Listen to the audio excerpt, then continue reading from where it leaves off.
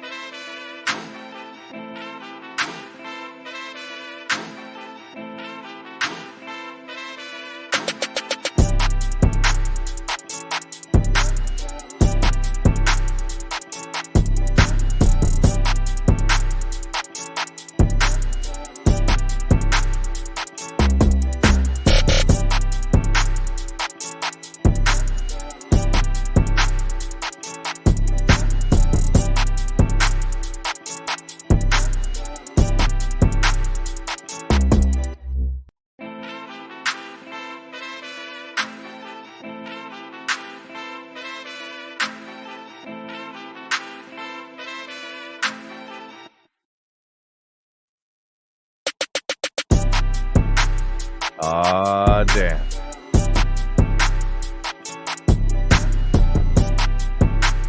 July 24th, 2024.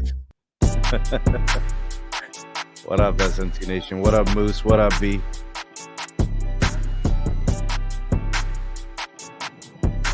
Good evening, everybody. Everybody's doing well. Sneed, how are you? Excellent, man. How goes it? I'm doing all right. Just getting off work, on the way back to the house. I am feeling good. It's a good day. All right, good, man. Glad to hear it. Moose, what up, man? Looks like Moose may have stepped away from the mic. By the way, B, how's the sound? Because my 16-month-old daughter unscrewed my mic, took it off of the boom arm, threw it down on the ground, and then disconnected the XLR cable. Does it still sound okay? You sound fine to me, Sneed. All right. For the people that are in the live chat, if you guys could give me some kind of feedback on the sound, just if it sounds the same as it normally does, I'll take that. So let me know. You sound like you normally do, in my opinion. Okay. Better than ever. Okay, Josh. What up, Jay? Good to see you. Lucky Day is here. Mr. Ice. Aaron P. What's going on, people? My brother Ciprioni in the house. Sean is here. Chris the Cricket in the house. Jeremy is here as well. Salute to Rage and Dusty. Yo, we got to talk numbers, man. So, Chacha, can I do my soliloquy right now? Absolutely, Moose. Alrighty. Ladies and gentlemen. We already know. We already know. Oh, man. It was a day of blasphemy. It was a day that Verizon is going to regret what they said, the comments on Monday. Oof. The comments on Monday, they will regret. I think what Verizon was saying to the market on Monday, now that we've officially have the largest convergence carrier announced today, is that Verizon just does not understand what convergence does for their brand. They don't understand what it means for the customer. Clearly, they do not know how to convert customers to a converged customer. And what I mean by that is you can have a lot of FWA customers. You can have a lot of wireless customers, but most folks don't have both. Ladies and gentlemen, I'm going to go on a rampage today on how Verizon clearly cannot execute on that model. Because we saw today that the model is working for somebody else. And even T-Mobile has effectively agreed that that's the model that they want to do. With the announcement today of Metronet, which is another topic we got to talk about, Chacha, that solidifies that the converged strategy is the strategy that 2 of 3 carriers are going to do. So just buckle up, because anybody that refutes that clearly does not understand the industry. Because if 2 of 3 players are literally saying to the market, I'm going to buy a fiber provider through a JV, and I'm planning to get to 30 million households by 2030, that's a bold statement, because guess what? AT&T said they're going to get to 30 million by 2025. So this is an amazing competition in the wireless industry, in the ILEC industry, in the fiber industry.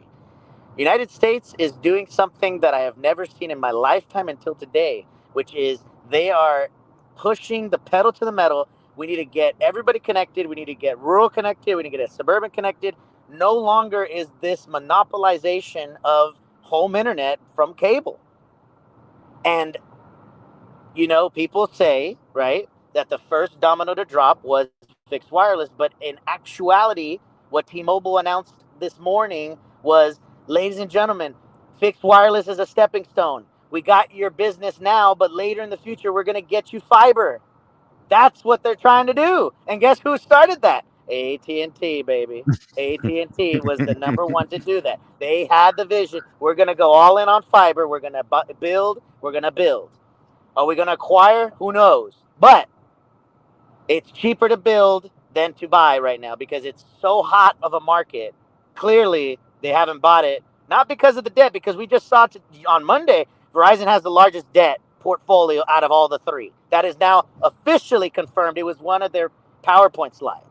So, I apologize I was not able to make the Monday stream, but I've been told by a lot of viewers that every time there's a damn Verizon stream, it's not equally, how do I say this? It's not equally policed, or, you're not getting various opinions. You're just getting a Verizon train of like, oh yeah, everything's great. No, it's not, ladies and gentlemen. No, it's not. And I'll tell you why, because 2 of the 3 competitors are doing something completely differently, and they're making money very quickly from this. So, I apologize for the soliloquy. It's been boiling since Monday. Chacha, go ahead. Thank you. Hey, I take a little offense to one comment, and that's Monday night had no objectivity. I disagree. I played the devil's advocate pretty well. I made it a focus to make sure that I did that. B, did I entertain 2 sides of the coin on Monday night? Yeah, and you always do. I'm not sure why people would say any differently. Maybe that comment was pointed at me, so be it. I'll wear that hat because I'm gonna be authentic, and I'm gonna give my opinion, and people can like it or they cannot. It's their choice. So maybe that was directed at me. But to your point, Sneed, I mean, I think you were pretty objective. I thought you asked pointed questions, and at the end of the day, to me, the results showed what they showed. So Moose, Verizon's results were good. They weren't bad. I mean, so many of the focus areas are starting to reveal stability and growth. Chacha, there's absolutely no way that anybody can say that the results are good when you purchased the largest prepaid carrier, the MVNO, right? From who? Carlos Slim, multiple years ago, and you now have lost millions of customers. All right, That's but number Moose, we one point. gotta. Hold But up. Moose, but I know, but we were doing a quarterly earnings. You're Hold talking up. about. Hold up. That's just point number one, Chacha. And that's why I said objectivity wise, and this is, by the way, this is not me speaking. We have multiple people now in the comments. People have voiced their opinions. They've phoned me, they've texted me. People from all different corners of the country. They have said that there's absolutely no way you can say it's positive without addressing the negative. And the negative is 2 points of negativity. Number one was the total wireless BS fiasco. And then number two is, if there's ever a time to be panicking at Verizon, it's if you stop doing the massive subsidies in business, Verizon business, and you stop putting in so much money in, you will effectively have a net loss in gross ads and net ads. Why? Because your consumer business on the postpaid side is doing nothing. And the only thing that's propping it up is the business side. So if you stop doing anything on the business side, that's a massive problem. That's a Well, huge problem because couldn't the same thing be said for AT&T, which has been subsidizing consumer for several quarters, giving away free phones, having a little bit cheaper service than everybody else on the unlimited plans? AT&T has been subsidizing for a long time, and you haven't been disgruntled about that. At the end of the day, there's no other company that separates consumer postpaid versus business postpaid. AT&T just says this is how many customers we added. T-Mobile just says this is how many customers we added. Verizon is the only one that separates, and for whatever reason, because consumer doesn't grow as much as business right now, that means, or that signals some sort of weakness. When last time I checked, 150,000 ads is 150,000 ads. What does it matter whether it was consumer or business or both? because those 150,000 ads are not they're not one for one to consumer lines, and I'll tell you why. Most business accounts get a very lucrative rate plan that is not publicly advertised, especially if you have these mid-market and larger enterprise accounts that they're getting anywhere between 50 and up. They get a special rate plan. So there's no way you're going to be able to tell me that all those 150,000 lines equate to the same ARPU as consumer, because that's false. I know for a fact that there's multiple different companies that have very specialized rate plans because they fight for the lowest possible price point. And that's why they go to the lowest possible price point. Why do you think they went from Verizon to T-Mobile? Because of the price point. Okay? So, my point is this. That's point number 2 of negativity. Okay? But the third and most egregious, okay, is the fact that, okay, I understand what you're saying about the subsidization for multiple years of doing device promotions and being aggressive and all that stuff, okay? But today we had a presentation of convergence, the same model that is done in Europe. And a lot of different countries do it, by the way, not just, UK, Germany, Spain, etc., France, right? But this is the thing, right? Both T-Mobile and AT&T have said that their model is ARPA, the total billable revenue from an entire account. Okay, that's a big deal because guess what? Verizon has the same pieces, but for some reason they're not able to execute the same way as the other two. That's why it's a big deal. That's why we need to address that big elephant in the room. And don't tell me, oh no, they don't have fiber everywhere or whatever. How is T-Mobile getting converged people then? Because they're able to do it at the store level, at the online level. They're able to say, if you have fixed wireless with us, we are going to give you a lucrative offer, a significant discount on the wireless. But guess what? Verizon doesn't want to do that, and that's why they're not winning on convergence. That's why their model is not going to work. That's why they're continuing to lose consumer subs quarter after quarter, month over month, in every single DMA in the United States, is because their service is too expensive for what it is. Because guess what? Everybody's the same now. People just care about the bottom line is, if I'm going to spend on 2 different services, I'd rather get them from from T-Mobile or AT&T. That's the bottom line.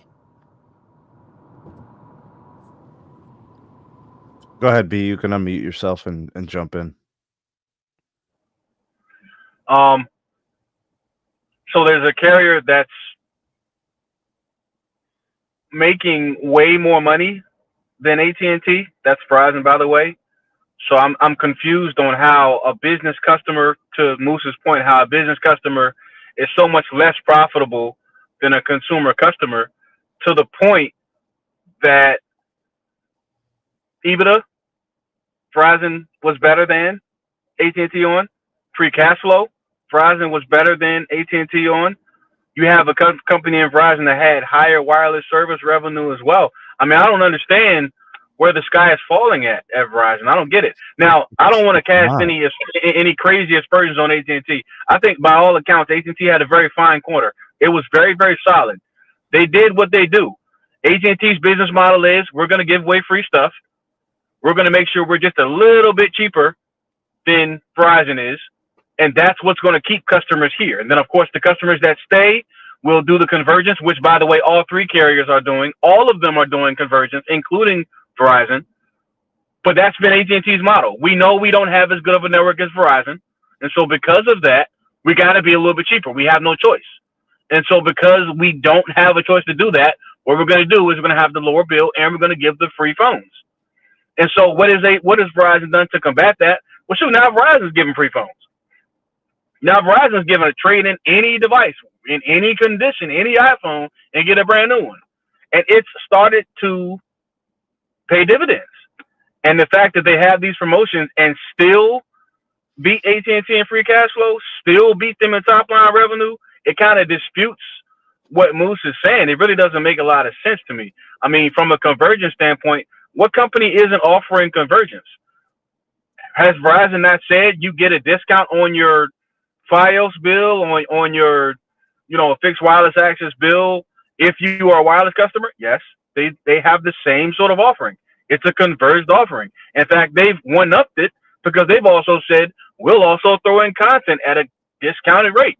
AT&T won't touch content probably because they can't afford to do that. They got out the content game a long time ago because they can't afford to give you a true converged offering that's essentially a triple play. Verizon is the only one in the industry that offers a triple play at any sort of discount. Not at scale. AT&T doesn't offer one at all. And T-Mobile's is much, much less of a value standpoint, of a value proposition standpoint, as far as choice is concerned, than what you have with Verizon. So I think two things can be true at the same time. I think AT&T had a fine quarter. I think that they are competing obviously very well, and they're continuing to grow. What I will be concerned with the most, though, where's the revenue? Revenue is still at right below 30 billion, just like it always is. They can't seem to grow their revenue. Now they did grow they did grow free cash flow, but it was almost $2 billion less than what Verizon was able to do. So I mean, I don't know. It doesn't seem like the sky is falling in Baskin Ridge. But maybe Dallas, Texas. I don't know. Maybe they know something I don't. But based on what's been reported, Verizon seems to be doing just fine. Hey, Sneed, who won Root Metrics National? Verizon. First half 2024? Okay. All right. Continue. Hey, big shout out to the Speed Test channel. He broke the seal, the first super chat of the evening. Bring on the rants, buy the whole panel of coffee. I'm making popcorn over here. So salute to B and salute to Moose for coming through with the soliloquies and the opening statements here from the two reported earnings so far.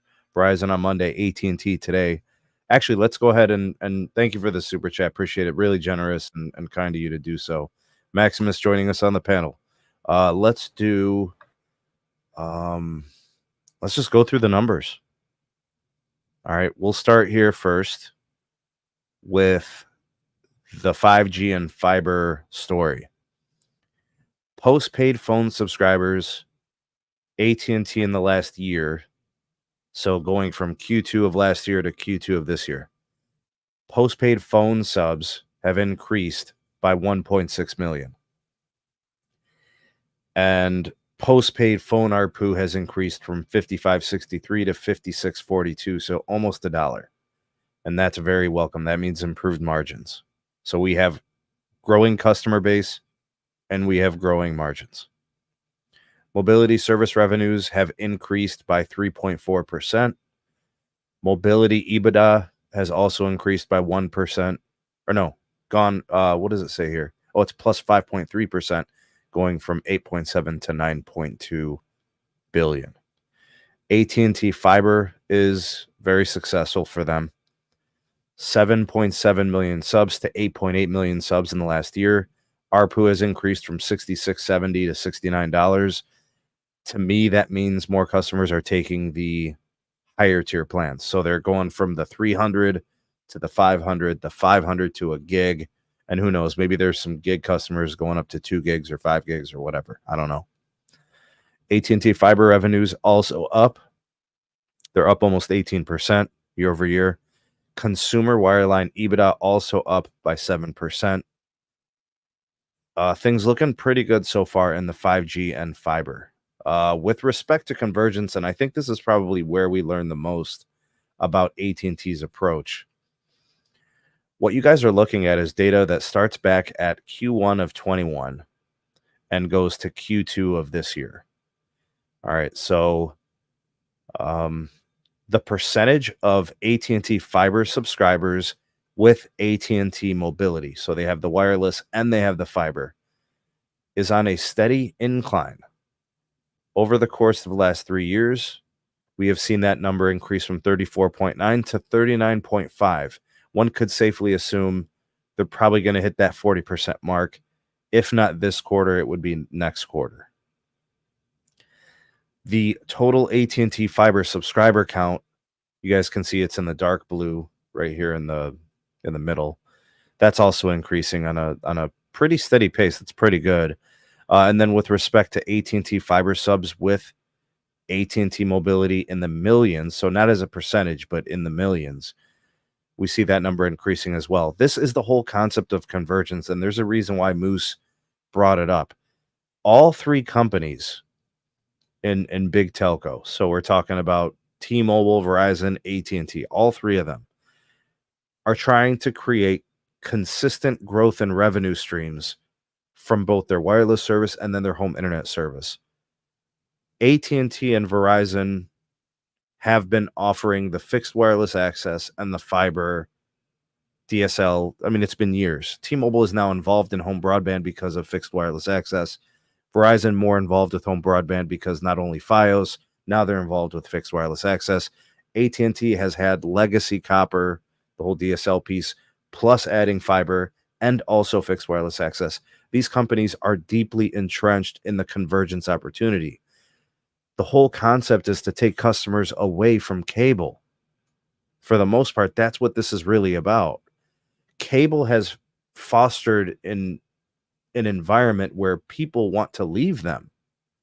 So the best option is to maybe consider looking at a Verizon, at an AT&T, at a T-Mobile to find a competitive option that gives you a better price, possibly is more reliable. And we know what price satisfaction means to customers. It's the most important thing. So right now, I think, and this is why Moose brought it up, there's three different companies doing things each a little bit differently. You've got fixed wireless access, you've got fiber focus. They're all kind of trying to end up in the same place, but with different methodology. All right, let's take a look at the financials. We'll be quick with this one. All right, revenues, year over year, quarter two. We see a slight reduction from 29.9 to 29.8 for the adjusted EBITDA.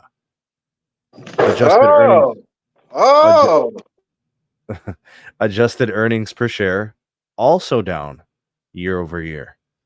The free cash flow down year over year from 9.9 to 9.1. Oh, or wait, this is so 4.2 to 4.6. So that's growth. I think this is for the first half of the year. So the last year's first half was better than this year's first half. Which tells me, wait, what is this? Why is this a different color? Maybe they weren't counting DirecTV. That might be why. All right, anyways. Cash from operations, 9.1 billion. Oh, that's what that number is. Okay, so free cash flow, Q2 23 was 4.2 billion. Free cash flow, quarter two 2024, 4.6 billion. So that's an increase. anything else? Capital expenditures, $4.4 billion. There was $0.6 billion in vendor financing payments. I'm guessing that's going to Ericsson. Let's see here. Anything else? Mobility revenues from 43% to 44.9%. Postpaid phone ARPU up 1.4% to 56.42. Let's see here. 419,000 postpaid phone net adds. I heard AT&T say in some statements today that they believe that that is going to be industry leading. That would make us think that possibly T-Mobile is going to come up short and have one of their weaker quarters in a long time. Postpaid phone churn is definitely going to be industry leading. 0.70 is absolutely incredible. It's been a long time. It's been years since we've seen a number that low. For those of you that don't know what churn rate is, it's a measure of customer retention, the ability to keep customers from leaving and going to some other provider. That's really good, man. Wowee. Postpaid phones in the millions. We have, what is this? They're now at almost 72 million subscribers. Okay. Consumer wireline. Broadband revenues grew 7%. ARPU growth up to $69. Intake ARPU is over $70. Total broadband net adds at 52,000. Fourth consecutive quarter positive broadband net adds. AT&T Fiber added 239. That's 18 consecutive quarters with over 200,000 subs added in fiber. AT&T Internet Air added 139,000. I think they lost 180,000 DSL customers, so they're still at a plus on that side overall. Let's see here. Wireless penetration of fiber subs has increased more than 400 basis points. Looks pretty good. The numbers look good for fiber. Obviously, non-fiber is less important, I suppose. They're focusing on fiber. Business wireline. That seems to be kind of weak. Ongoing declines in legacy voice and data. We saw the same thing happening with Verizon. You won't see that with T-Mobile because they don't have it. AT&T Internet Air for Business was available nationwide for the entire quarter. I think they had 139,000 fixed wireless ads.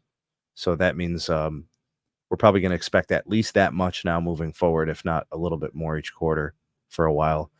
Okay, we got to talk about this. FirstNet connections. They are now exceeding 6.1 million. I think Verizon is now officially in the rearview mirror. I think FirstNet has definitely passed Verizon when it comes to first responder connections. I think that kind of puts them over the edge, and I think that's probably going to be that way for a while. They're going to keep growing this number. I mean, Q2 of last year, they had 5 million FirstNet connections. Now they're at 6.1. They might have 10 million by the end of the decade, so we'll see. FirstNet added 260,000 net adds. That's pretty good. There have been some quarters where they've added 400,000, 500,000. So pretty big business use case for them is FirstNet. CapEx, 4.9 billion, down 1 billion, lower vendor financing payments, on track for 21 to 22 billion CapEx for the entire year. Reduced net debt by 5.1 billion and 1.9 billion sequentially. On track to reach net debt to adjusted EBITDA on the 2.5 range in the first half of 2025. Verizon already hit that, right, Moose? But you don't want to talk about that. You just want to talk about how Verizon has more debt. Which is factual, both statements. I know, but I'm just saying, Verizon did get to the 2.5 as well. So just calling a spade, dog. I know that AT&T is comfortable with their debt. Most of it is fixed, 95% of it. So they're good with the percentage and all of those things. Pretty much everything seems to be guiding as we expected. Wireless service revenue range is 3%. That sounds a lot like Verizon. I don't know about the broadband revenues. Not sure to compare it. CapEx, they're going to spend more than Verizon overall. 21 to 22 billion. Verizon's going to be 17 to 17.5 billion. Free cash flow, they're tracking 17 to 18 billion.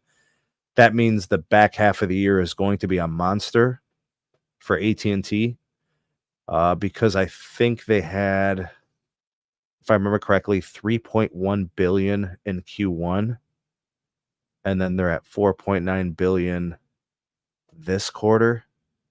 So they've got some pretty good upside to hit 5 billion or more for each quarter. They might actually do better than the 18 billion. It's very possible. I think they get to 19 or 20 billion with a big Q3 and a monster holiday season with iPhone upgrades. It's very possible. All right, so those are the AT&T numbers, guys. Max, what's your take on those numbers? How'd it sound to you, man? Overall, looking pretty good. Again, that churn is really impressive, 0.7%. AT&T's always been pretty low with churn. Yeah, pretty good stuff. Did you get into prepaid phone net ads yet? Yeah, prepaid added 30,000. Yeah, prepaid churn was at 35,000. They were at 2.5%. Okay, yeah. Because this year-over-year difference, everything else is looking great. Prepaid is concerning, though, because we went from 123,000 last year, this quarter, to 35,000 prepaid phone net adds this year. So that could be just, ACP stuff, like shutdown kind of affected the entire industry. I think it's two things, actually. I think it's because if you look at AT&T's prepaid churn, it's still very low. Yeah. I think it's more so Boost customers that left Boost were probably going to Cricket for the last couple of years. Okay. They've been getting some of those customers. And Right. I think Total Wireless stabilizing. Yeah. And you see what, like track phone brands, I think stabilizing reduces that all that revolving movement within the industry. So I think there might be some of that. B. I've said this about AT&T before. They're a very, conservative, just kind of doing what they've been doing before kind of company. And that's why we see consistent results from them, including, lower churn. And that's also true for their prepaid segment, right? Your AT&T prepaid and your Cricket, where we've seen, Metro overhaul their plans this year, Total Wireless rebrand, Boost Mobile rebrand. Cricket's just kind of staying the way they are because, AT&T's mindset is if it ain't broke, don't fix it. That's kind of where they're at right now. They might be due for a little more innovation in the near future, but seems like things are fine right now. All right, B. Those are the numbers. I know you said that they seemed pretty good. Was there anything that surprised you or to the upside or the downside that we covered? Sneed, would you please be a gentleman and go back to their financials? Yes, sir.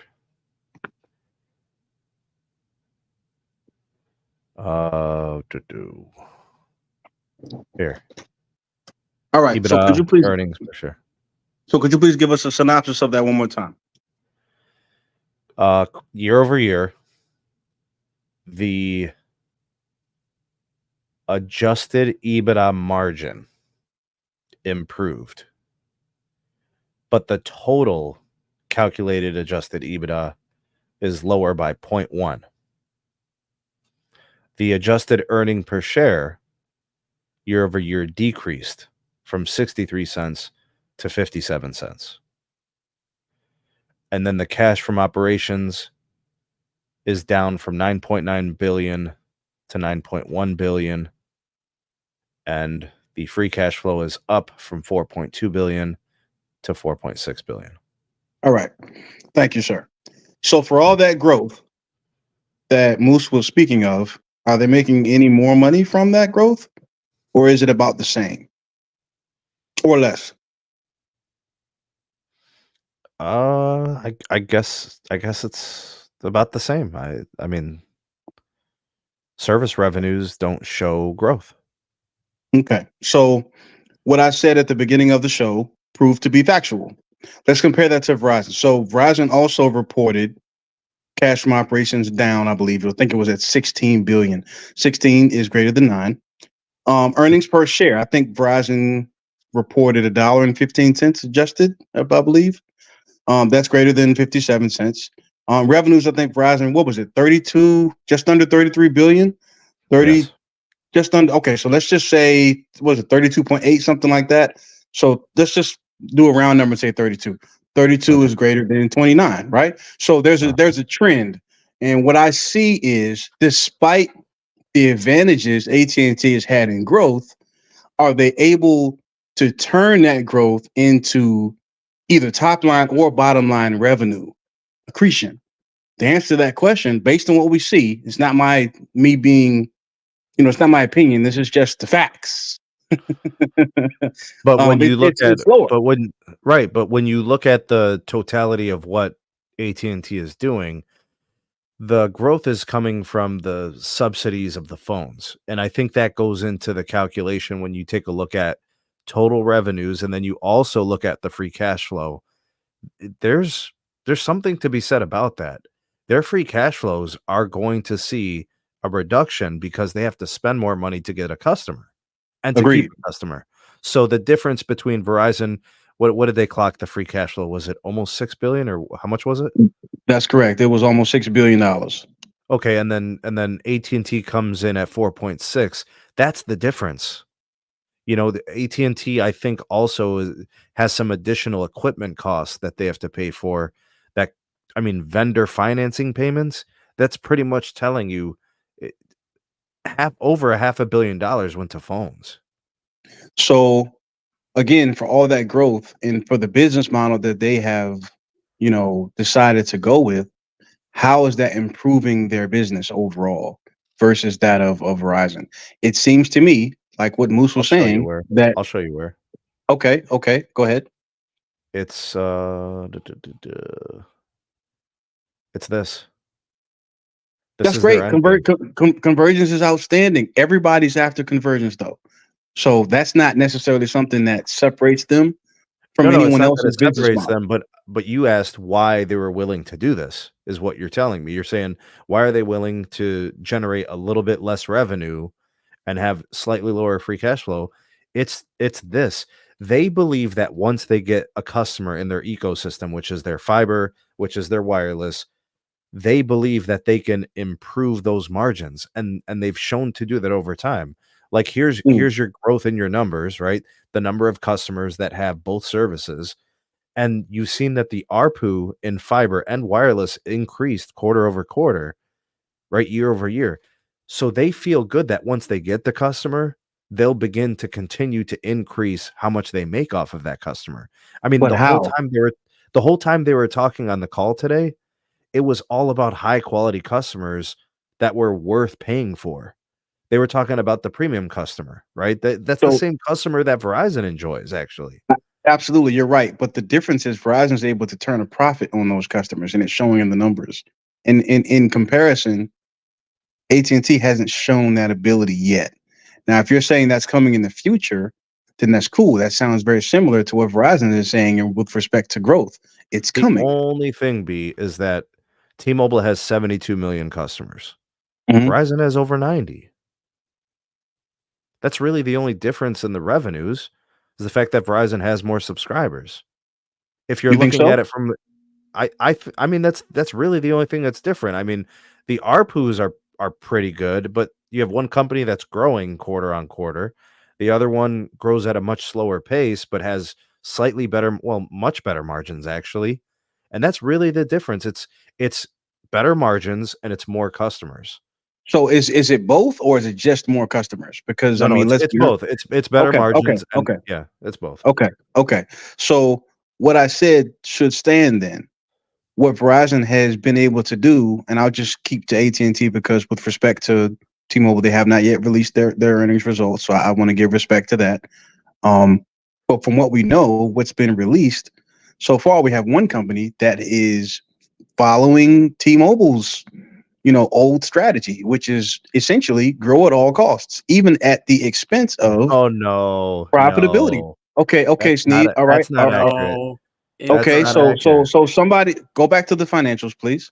Go back to that It's not. particular It's slide that you had. no. It's not grow at all costs. They still Okay. have healthy margins. These I'm not numbers are saying I'm so not close saying to I'm not Verizon's saying that their numbers. margins. Okay, so guys, if you just give me a few seconds, I'm not saying that they don't have margins because we know T-Mobile started from a place where they had no margins and they've had to create them, and that's why they've increased prices and whatnot. I understand what you guys are saying. I'm not saying that they're not a financially healthy company. What I'm saying is the growth financially is not there. So what they have chosen to do is take a page out of T-Mobile's book and grow. And I guess they're trying to tell us that the financial growth will I guess come in the future. But right now, what we've seen is them grow to the tune of 400,000 or 500,000 customers every quarter, and they talk about how much they've grown all these fiber ads, and these things are great. I'm not trying to cast aspersions, but at the same time, that's not hitting the top line or the bottom line revenue other than free cash flow nearly as much as what you'll see with the Verizon. And that's been with less growth. So who's really after the profitable customer? So far, based on the numbers, it would seem to be it's Verizon. I think they both have profitable customers.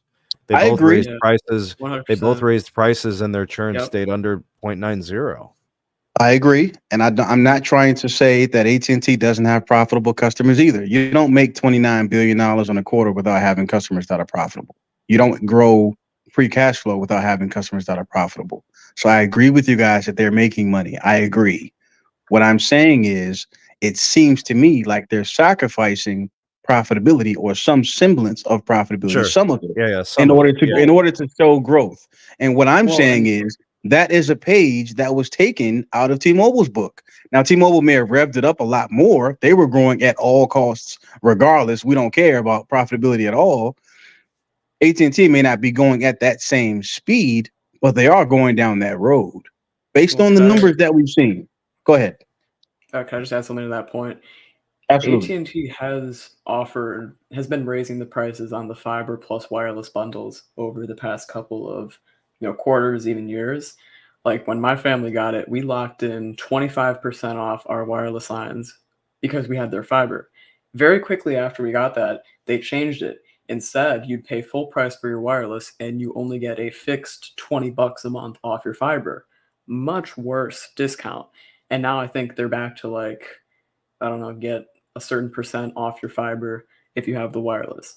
So the revenues on these, ecosystem-esque bundles are up because prices are higher, and also just on the plans themselves. Just last month, they raised the price of my family's fiber by $5 on the actual price of the plan. So they are working towards the more profitable customer, and they're definitely not trying to appeal to the value conscious customers or the customers looking for more of a deal. They're aiming for solely convergence, as not as much the customer that wants a deal.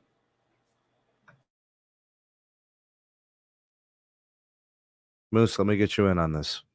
What's your take on all these numbers, all these metrics, the phone net ads, the postpaid ARPU, the prepaid ARPU? Everything looks pretty sharp to me. To me, it's a slightly enhanced version of previous quarter twos, right? There's some stuff that's definitely up. I mean, look, the entire market today, like the S&P was down 2%, and the NASDAQ was down almost 4%. AT&T reported today, and they're up like 5-6%. Mm-hmm.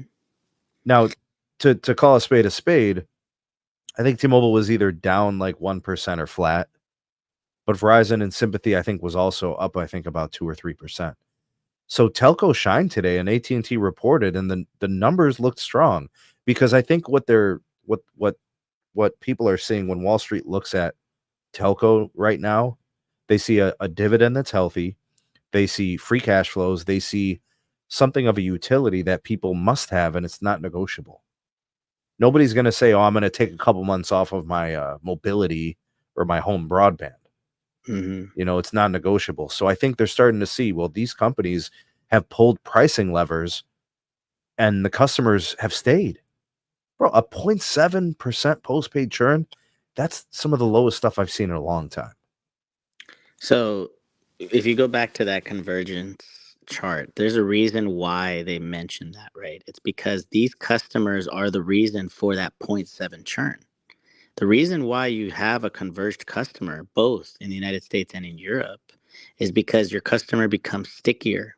The customer is not shopping around trying to find the best deal. They already have the best options per the price point in most cases.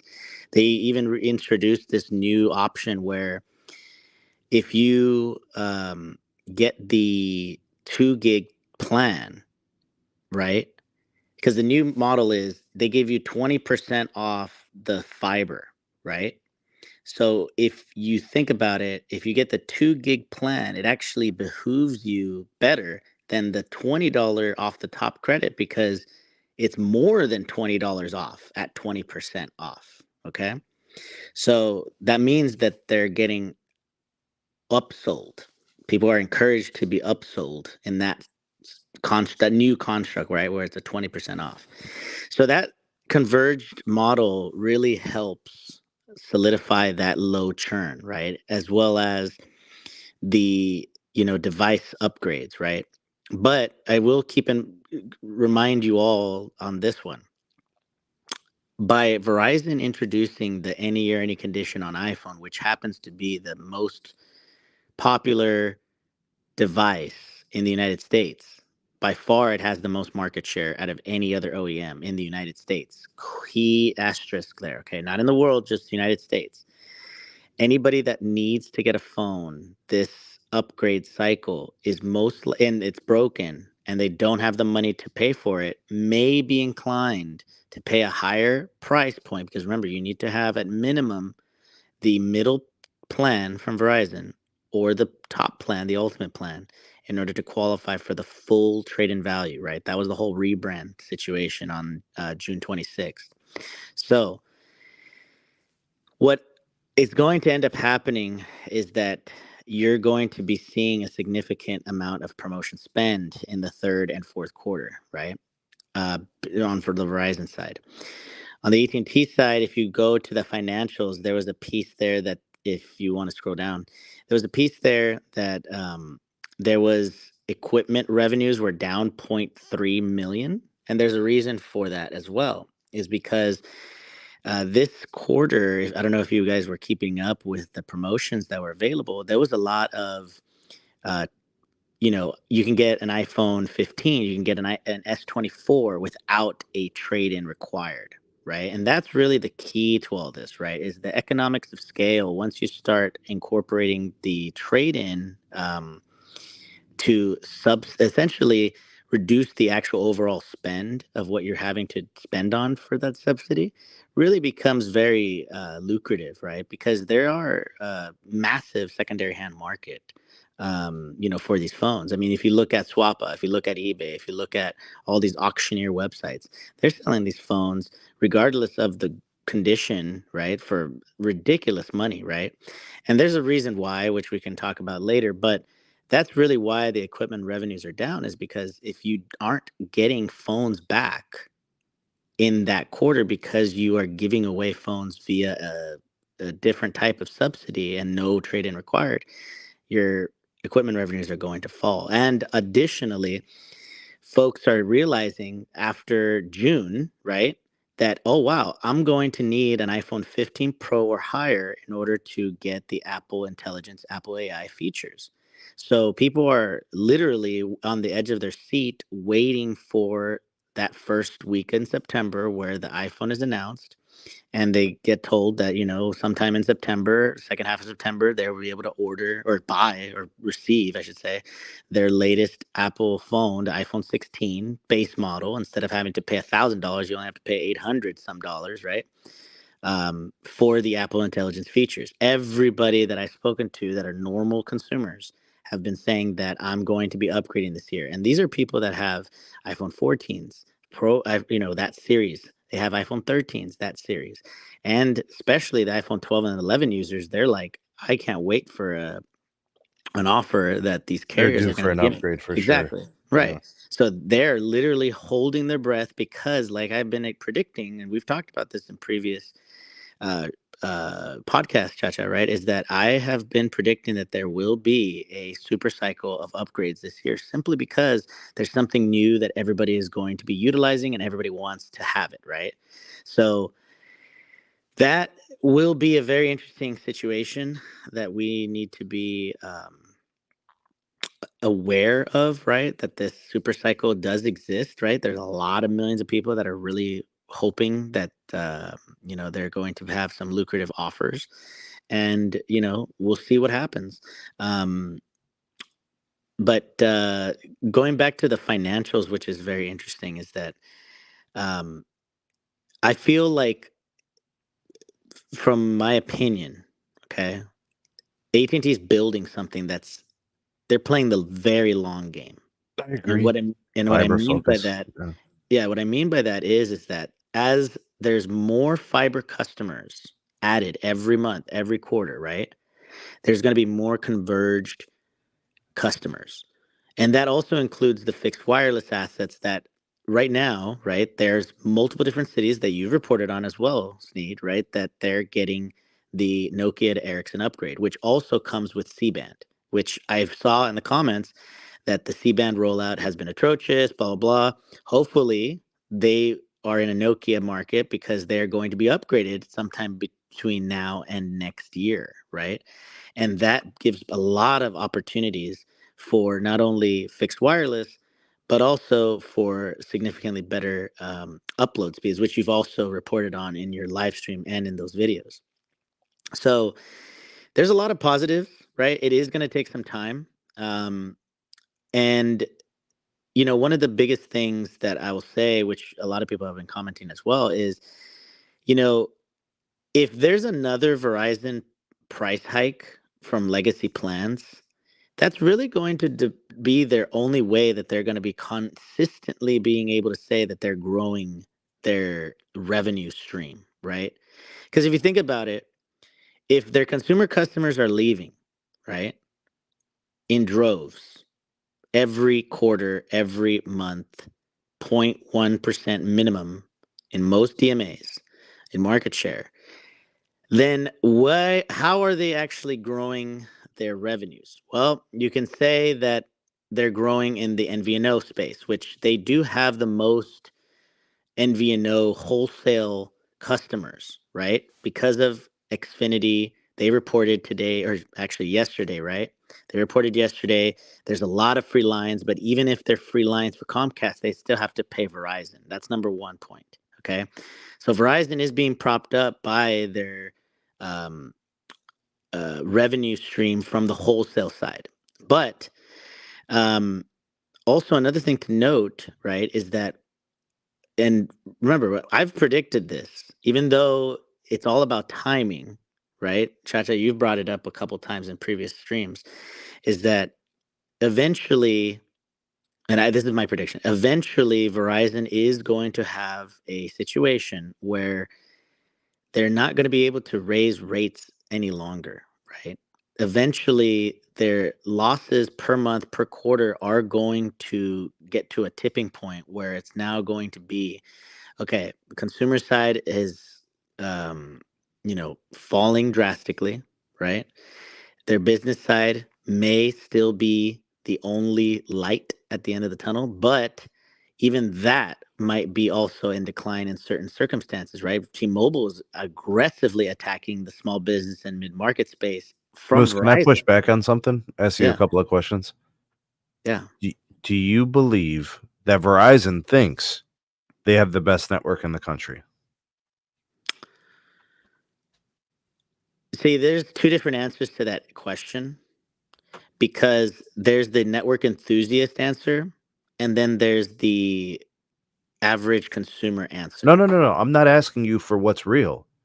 Do you agree with the statement Verizon believes they have the best network in the country?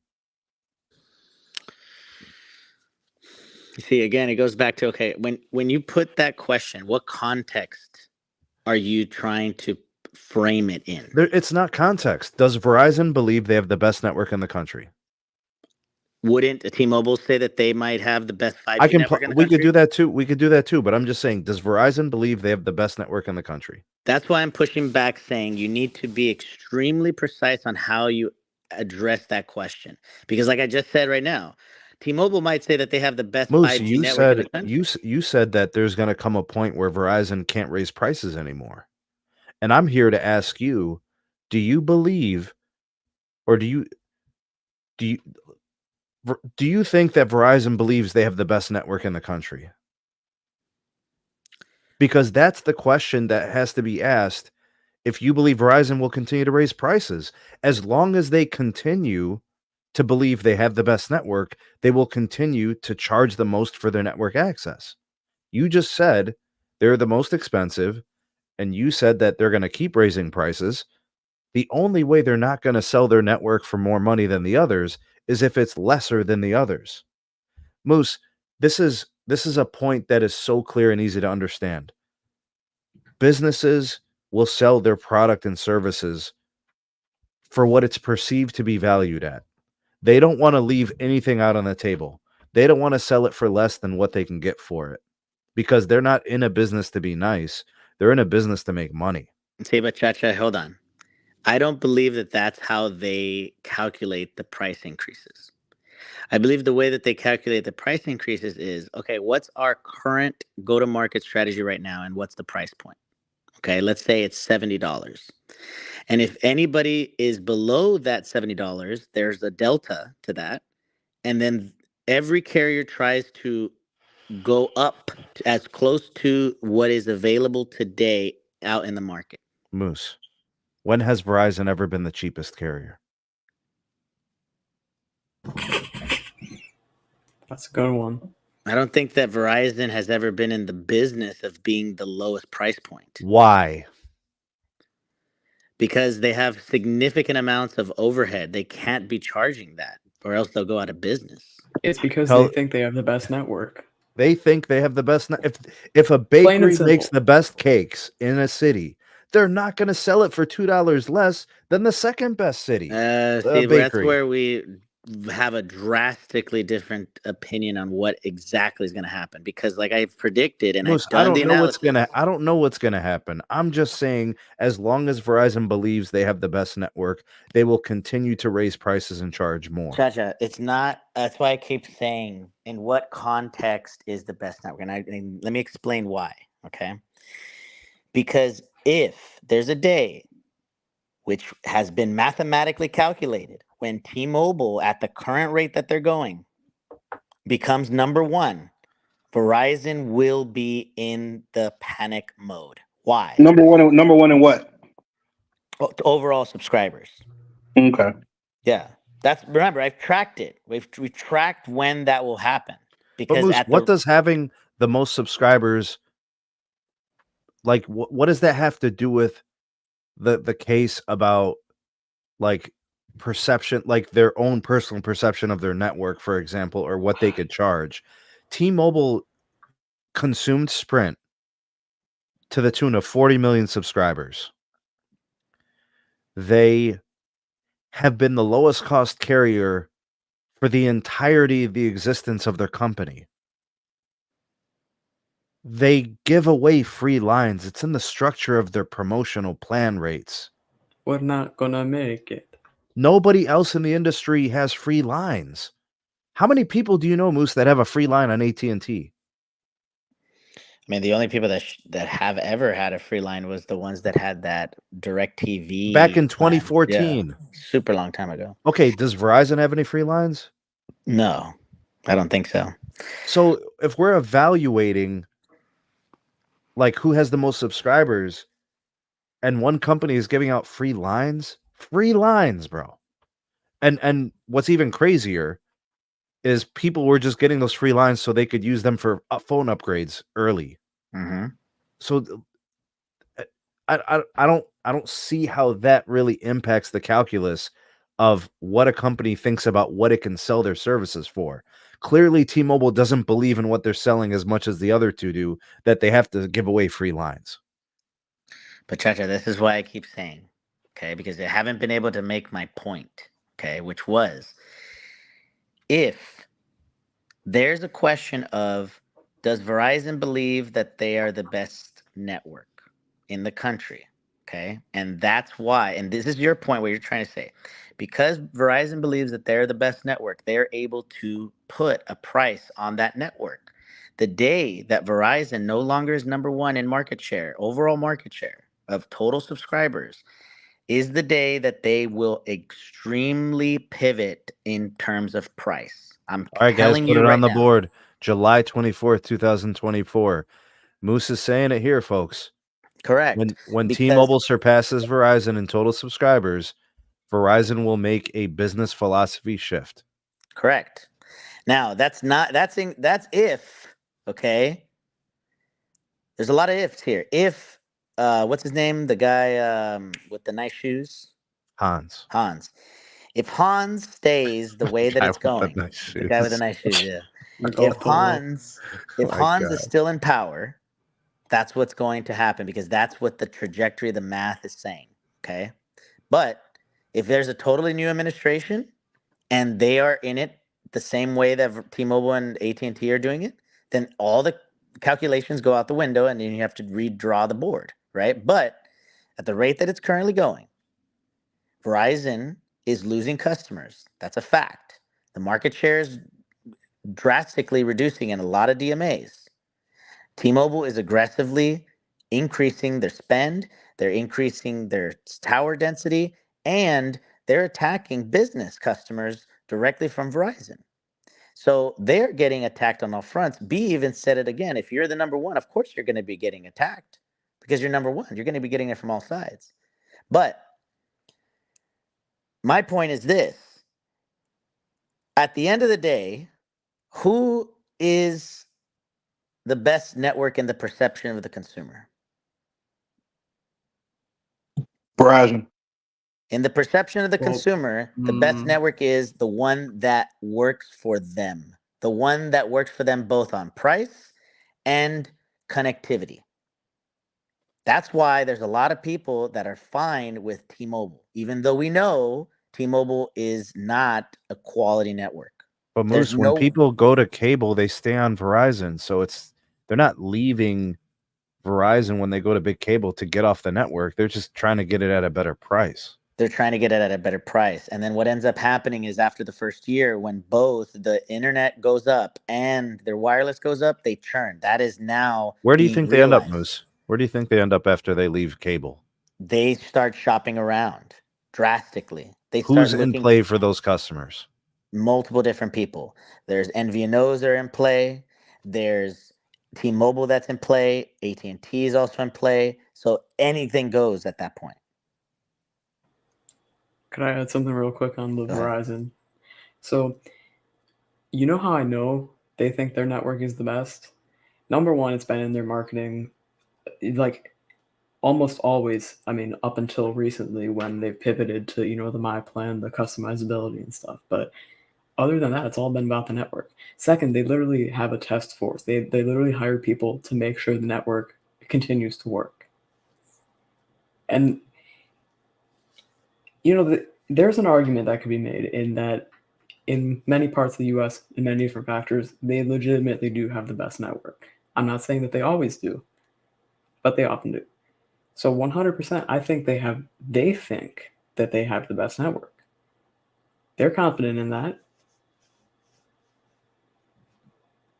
And the B, you've been on the sidelines for all this, man. You got to jump in. Yeah, I just wanted to give everybody an opportunity to speak. So, I genuinely believe that the vast majority of American consumers do think Verizon has the best network in America. I think that I think. Go ahead. No, I'll let you finish first. Okay. I also think, because two things can be true or multiple things can be true at one time. I also think that the majority or a large percentage of Americans question whether they either can afford to pay what they think Verizon is charging, or do they find value in paying that price. And the reason why I feel that way is because, of course, Verizon still has the highest customer count in the industry, and it's still to the tune of several millions. But also to the point of the value customer, and Max talks about this all the time. Prepaid is on the rise. MVNO is on the rise. The biggest grower in the industry has been big cable for a while.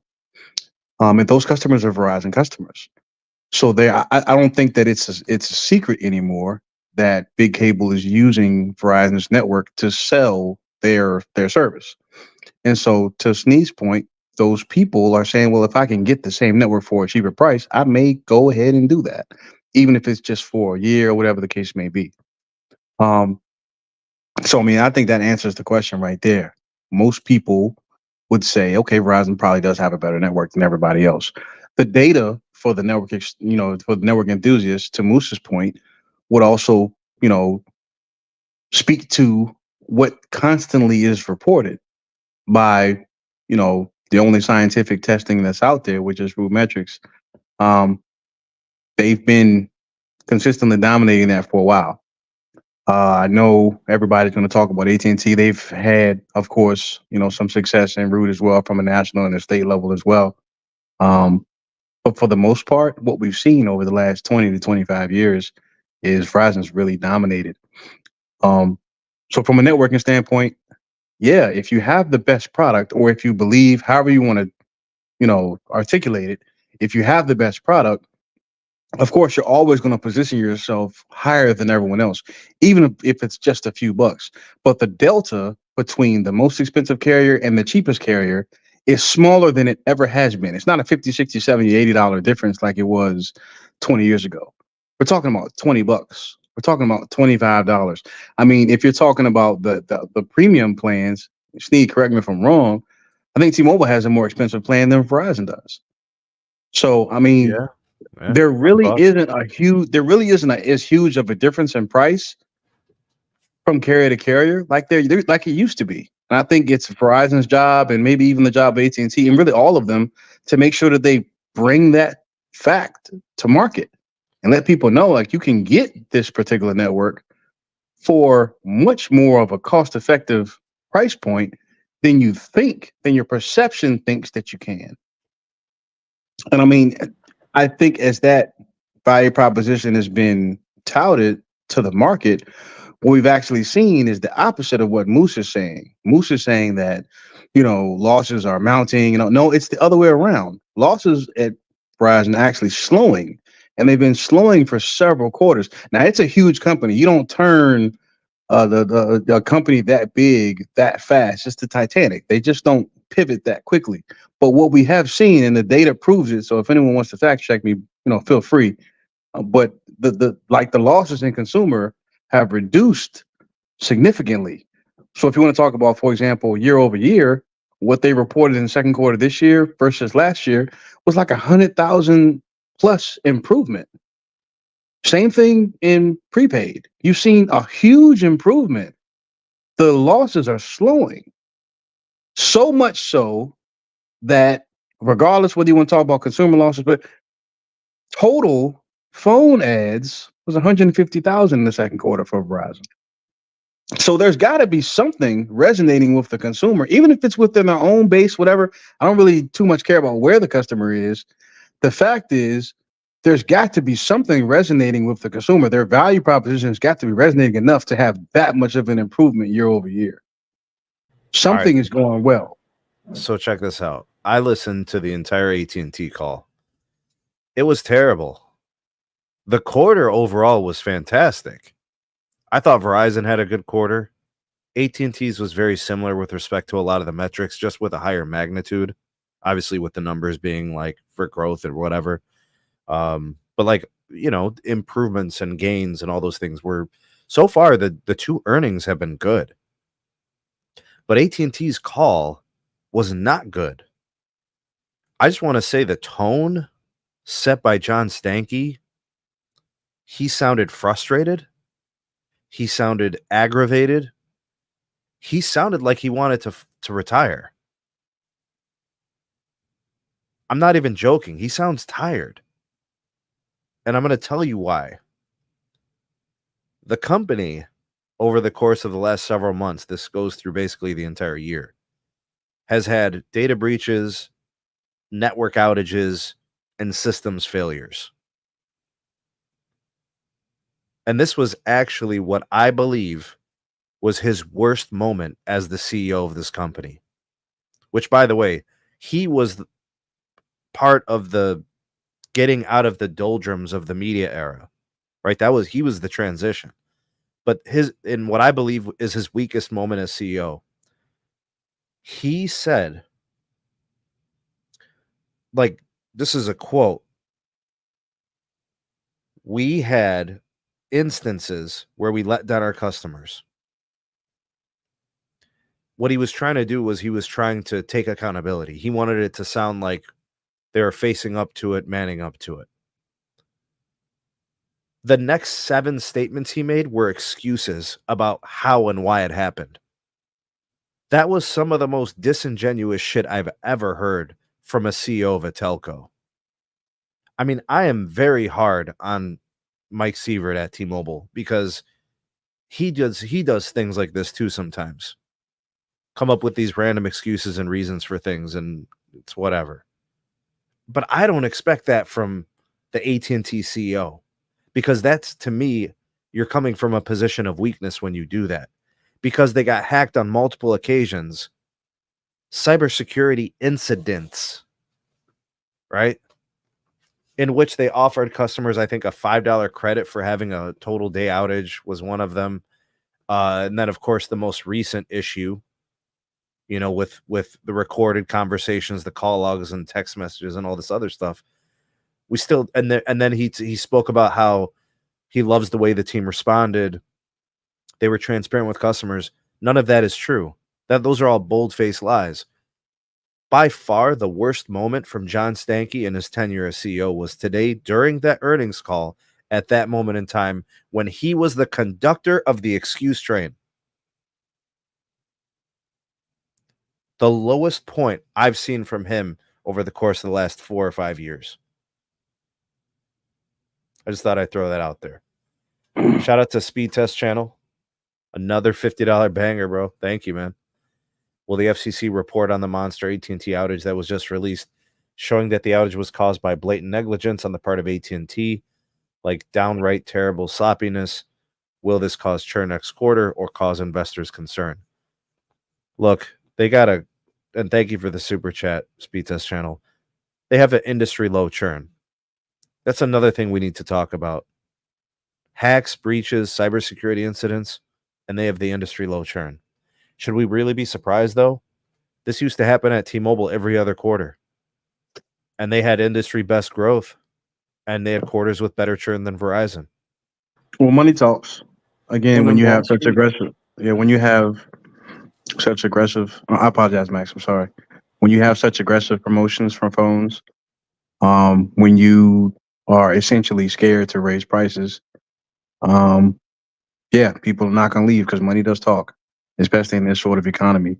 I don't think AT&T has the value proposition to be confident like Verizon does in raising their prices.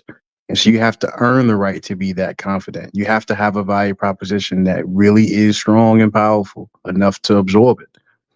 Verizon has had a comparable amount of price increases as T-Mobile, and yet has, what is the difference, 0.15% in churn? So 0.7 and 0.85.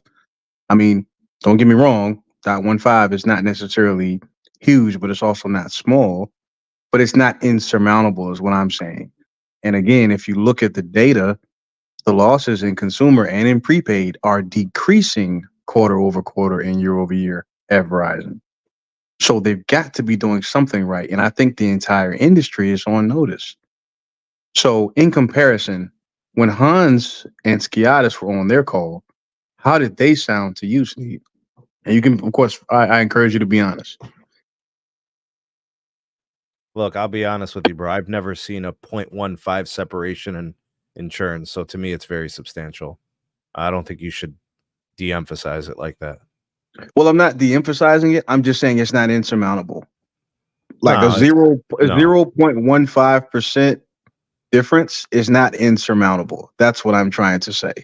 I'm not saying that it's small. I'm not saying it's large. What I'm saying is it's not insurmountable. It's not something that Verizon can't continue to to address as they continue to improve their network, which is already vastly better than what AT&T is able to offer based on the scientific data that's just been rolled out by RootMetrics. That's what I'm citing. As they continue to improve those things with their network and continue to go to market with a really, really decent value proposition, why would that delta not go down in your mind? Like, what would the reason for it staying the way that it is be in your mind? Well, my take on this simply was the fact that I think John Stankey is actually really, really smart. I think he's a brilliant mind. I also think he has cojones the size of bowling balls, because he was tasked with turning around this company that Randall Stevenson drove into the ground. He had to get them out of the dark ages. He had to make tough decisions. Stankey has had to lay off tens of thousands of people in order to get where they are today. He's had to completely change the business model. He's had to make tough calls. He's had to allocate dollars to specific things for specific initiatives.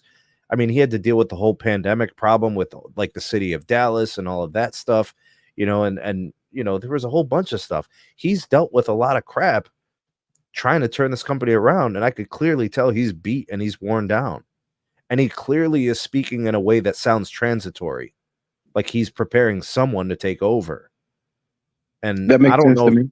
I don't know if it's going to be Pascal, but I mean, CFO, and I was thinking Pascal. We've had these conversations. I don't know if he's the guy, but like Pascal wasn't even really that involved today. He was very passive. But there's so many good things that I think he's done. Like Gigapower is fantastic. It's brilliant. AT&T is a customer.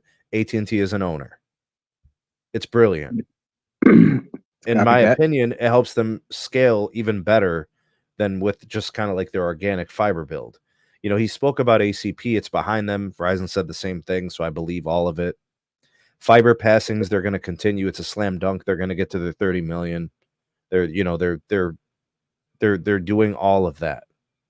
Internet Air, he's being very cautious about it. He's really careful about it for consumer. He's more bullish on it for business, capacity. He also made the excuse train about Spectrum. He brought out the excuse train for that when asked about capacity concerns. He mentioned fiber focus, and I'm with him on that. He understands that the network gets a 30% increase in usage every year. But then he started blaming, policies for the lack of spectrum, but they got outbid in basically every major spectrum auction in the course of the last decade. So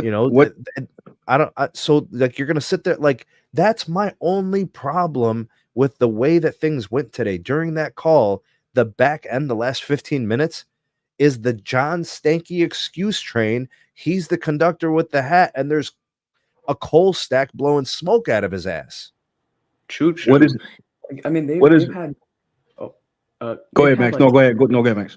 Yeah, they've had data breach after data breach. We're talking on cable accounts that haven't been used in 7 or 8 years. I know because my family was impacted. So Max, the two things that they had problems with, he had excuses for everything. Yeah. But everything's cool when you want to talk about the bright spots. Right. But then Wall Street saying Verizon's the problem? Exactly. Like Sneed, I want to better understand from you. You listed a bunch of things that you think that Stankey has done to improve their. He said we got new threats, we got issues. We're a big target because we have a lot of customers. Blah blah blah. There are 2 other companies in your industry that scale like you. Yeah, I mean, why isn't this shit happening to them? Well, it is happening to T-Mobile, but it's not happening to Verizon. Again, I just want to better understand what Stankey has done to innovate this company since he's been CEO. You were saying he brought them back from whatever you feel. I believe they were in the doldrums with Randall Stevenson. Yes. I mean, okay, so and the phone. What is Stankey done to bring them back from the doldrums in your mind?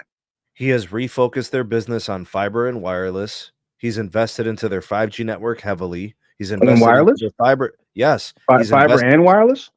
They landed the FirstNet contract. Don't act like that wasn't major for them. But does that mean they've been focused on fiber and wireless? Because I mean, we say on other podcasts that they don't focus on wireless, but tonight they do.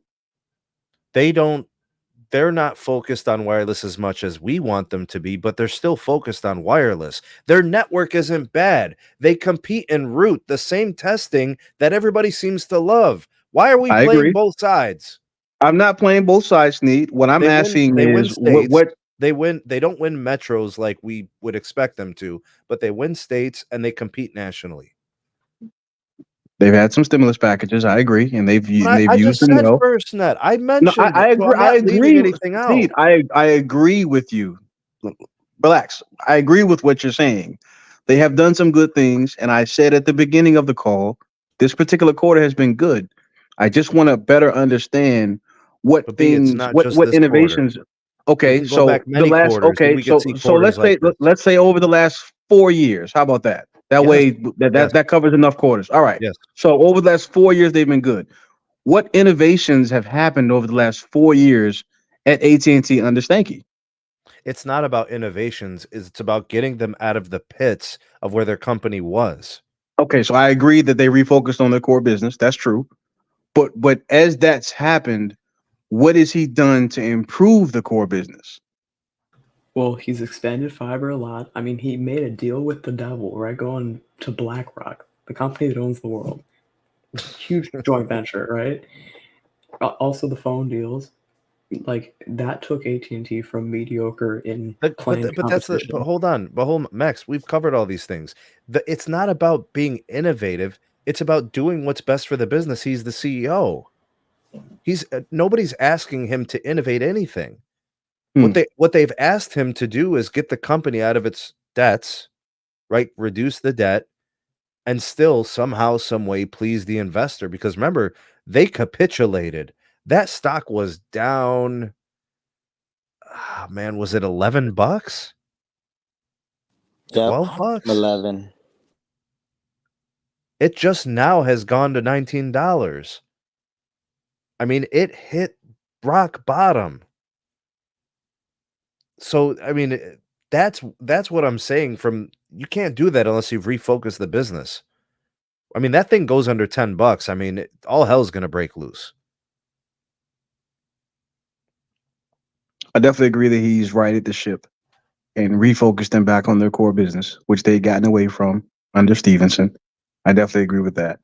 I just question some of the praise that he's gotten over the years. I don't think that all of it has been warranted. I think he's just as much as you say he's refocused the core business, which I hold agree. on, bro. So we're gonna sit there and commend Verizon for improving their losses, but we can't give this guy his props for doing some things with fiber and wireless.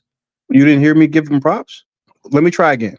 Let me try again. No, but So what again, I'm saying is my position to present it this way was I've been really critical of him tonight because of the tone from the thing, but I could still acknowledge he's done some good things in the past. I agree. I don't, and I think I've done the same thing, but I've also called him to task, and I'm calling him to task just like you are. Like two things can be true, and I think that that's what you just articulated, and I just believe I'm doing the same thing. That's all. We're on the same page. Go ahead, Max. Oh, I didn't have anything else to add. All right. Moose, jump in. I mean, dude, Stanky came in with some massive fires, right? And I think one of the biggest things that is overlooked is this strategic pivot to have everybody in core cities, or else you're essentially laid off, right? That's a big one, right? Also, another big one is the middle management reductions, massive cost savings. Um, so Stanky has been ruthless, and for good reason, right?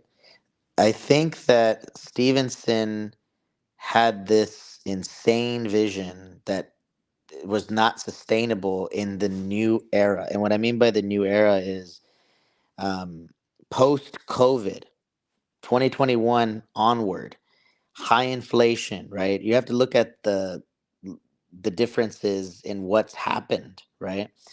Not as easily attainable capital, right? So the debt markets are very expensive.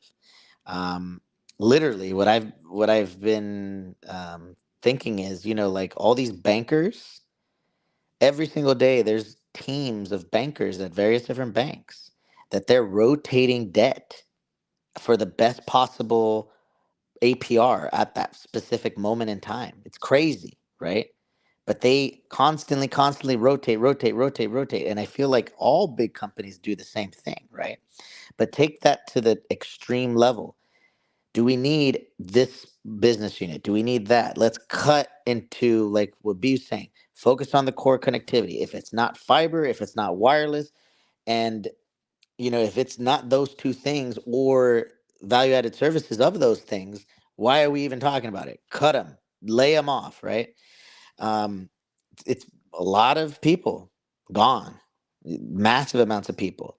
And by the way, Chasha, you brought this up, right? Last year, there was an article that went out saying, I think from Bloomberg, that said that AT&T was going to be laying off significant amounts of people, not only in 2023, but in 24. Remember that article? I That believe the way that seemed like it was structured is whenever they have to pull that lever, they will. And it might be in Right. response to, free cash flows. It might be in response to a bottom line or top Right. line or whatever. But, they'll use that lever, Right. and I truly believe they will lay off until something breaks. Right. And And then they'll rehire and whatever, address And the by the issue. way, and let me just say one thing about the data breach, the Snowflake data breach.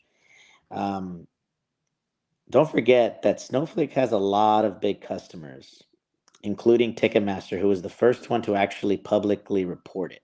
That was the night before everybody else seemed to have been impacted. Right. So Yeah. it seems like there's other players out there, there's other customers of Snowflake that have yet to announce that they have been impacted. But because of the scrutiny and the government is, you know, literally on over their shoulder on everything because of the FirstNet situation. Um, AT&T had to come out and publicly say, like, hey, like this happened, right? But what was interesting is that, and like what you guys have talked about, if there was any sentiment of like, oh wow, like I'm not trust I'm no longer trusting this company, that we would have seen a much higher churn than zero point 0.7. And of course, we'll be able to see what happens in Q3. But I think Max and Sneed said this, T-Mobile has been literally getting, for constant years, data breaches or some type of core code breaches, or even the master code. I remember there was one article that said, right? And nothing happened to them. So it goes back to, we shall see what happens, but so far there hasn't been really any movement based on the data breach. And if there has been, it's been very minor impact. Because of what? Because you have both of those companies that have competed on price. Like, so if you give away phones, for example, and then your services are lower than, for example, of Verizon, and then of course in T-Mobile's case for a long time, lower than everybody's. Of course, people are going to stay because money talks. But what's the value proposition? Like, I mean, how long are they going to be able to do this? Well, like I said, right, if hypothetically this quarter or next quarter or even in January, if AT&T says, oh yeah, we now have a plus play situation or a play plus, whatever that's called, right, where it's like that marketplace, right? People are going to say that they copied.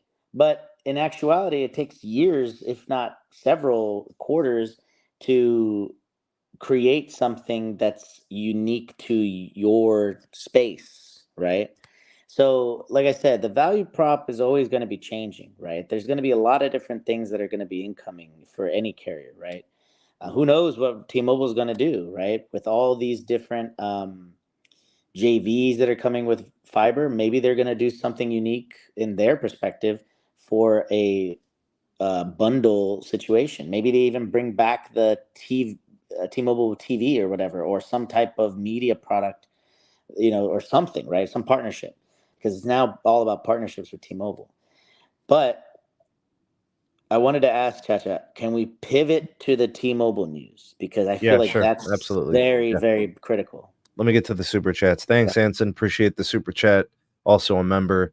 So keep up the good work, guys. Conversations, insights are part of my daily learning protocol. 19 years at the big red carrier. Learn more from y'all than talking to internal V-teamers. I've heard that before, actually. I've had some folks tell me the same thing. They don't really get the opportunity to have in-depth kind of conversations that touch on the actual industry insights. So yeah, I've heard that before. Salute That's to you. the Thanks for supporting us directly. that's the best compliment I've heard all day. Yeah, Much respect, that's man. That's much respect. that's the stuff we do this for, man. Shout out to EM Tech with a super chat. Thank you, man. Moderator. As the provider of FirstNet, AT&T has a responsibility to protect customer data to a higher degree. These breaches are unacceptable. Agree? EM, real quick, how was EAA today? If he's still watching. All right, Moose. This one is going to be bonus coverage. Oh, I can't wait. I mean, So you're this talking was... about the MetroNet deal? Yep. Do you have it? Yeah. This one, let me just set it up really quickly. Isn't it interesting that when somebody reports really good numbers, one of your competitors also has to be in the That's what I was conversation, saying. right? That's That's what what I you were was saying, right, saying. Chacha? That's what you're saying, right? Right. We've talked I'm about like, this yo, they're multiple times. dropping this on a day when AT&T shows good numbers, you know, Right. and all the same characteristics and qualities that T-Mobile has, right? This company's on an acquisition spree. And by the way, They're just picking up everything they want. and by It's the way, isn't it crazy. interesting that usually T-Mobile does like a preview of earnings, right? Don't they do that? Preview of Yeah. earnings, right? Yeah, Did yeah. they do that this time? No, I didn't Uh, see it. That's also interesting. But this is a big deal. So Chacha, set it up, and then I would love to comment because this is a very, very big deal of okay. what. Yeah, go ahead. So the way this is laid out, T-Mobile is going to be a 50% owner in MetroNet. I think the other investment firm is known as KKR. So basically 50-50. It's a perfect split joint venture between the two companies. And what's different about this one than the previous one that was announced with Lumos? T-Mobile went into Lumos with $1 billion, or excuse me, $1 billion. This one is valued at 4.9 billion. So we're talking about a 5x scale with respect to the investment of capital. It's not that T-Mobile doesn't have the money. It's that T-Mobile is now going to be involved in fiber in a couple dozen states. They're going into MetroNet with a 17 state reach. Now, they're not covered fully in each of those states. They're just in parts of those 17 states. So Lumos and MetroNet, T-Mobile's coming in as a 50% owner of both of those as proposed. You know, don't forget about like the whole like Intrepid thing, the pilot fiber thing, you know, Tillman in Florida and all of that. That stuff's all in play, but that's T-Fiber leasing access on fiber networks. This is actually owning fiber. The reason why I think Moose knows that this is a big deal is because this is the other shoe to drop. Because as of right now, everything has been about 5G home internet, fallow capacity. You know, these are words that, you know, we understand. It makes it seem temporary. But the end game has been and seems to be that it was always destined that it would be fiber. That's why you see AT&T bearish on residential fixed wireless access, bullish on the business side, focused on fiber, right? Verizon has been in Fios and fiber. Now T-Mobile's going there. I Now have a quick question. The interesting thing is going to be what they do with the brand. Do they just leave it MetroNet? Do they just leave it all that, or do they actually brand it T-Fiber and all of that type of stuff? Go ahead, Max. How big is MetroNet? Like, where do they operate? Where do they span, etc.? 17 states. I think they have 5 million customers. All Six. right. Oh no, So, they want to grow to 6.5 million customers by 2030. Their presence in those 17 states varies drastically, though. all right. Yeah, Just to like be- if it's just to be Indiana clear. or Illinois, or if you're Yeah. it's all different. Here, let me So throw the this. thing- Let me throw this my up here. man. What's What up, dude? So we can get an idea of what MetroNet, where they cover. This is I from was the FCC broadband map. So I was just about to ask someone to pull up the map just to give us some context. Oh boy. So, all right, I think they got a little bit in Florida. Mhm. Let's see. So, our consensus when we heard about T-Mobile buying U.S. Cellular at $4.4 billion was they're overpaying, right? They're paying $4.9 billion for this. What do we think of that? With respect to how much they're paying, are they getting a good deal? No. Thank it you, seems Max. like Thank you, Ian. it seems a little too small for a $4.9 billion deal. I'd argue But you US have to Cellular is worth more. But you have to overpay when you're so far behind. To be perfectly fair and to be transparent and to be, whatever. Verizon did the same thing with C-band. $52 billion was tremendously overpaying for spectrum. Way overpaying. True. And so you have to call that out. But again, when you're behind, like T-Mobile is with respect to fiber, you have to overpay. MetroNet knows that T-Mobile doesn't own very much, if any, fiber at all. So they overpaid for 50, like they're not even sole owners. Like at least with US Cellular, they're sole owners of the customers, of the stores, of the spectrum, whatever. With this, they got a 50% share of a company.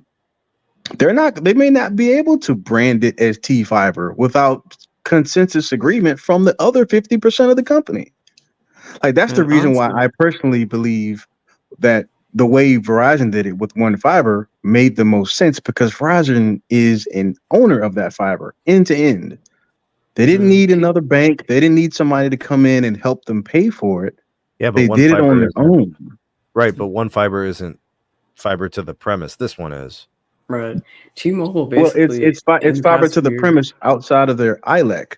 It's fiber to the prem, and the way that it's fiber to the prem is essentially it's fiber to the cell. That's really all it is. That's the only difference.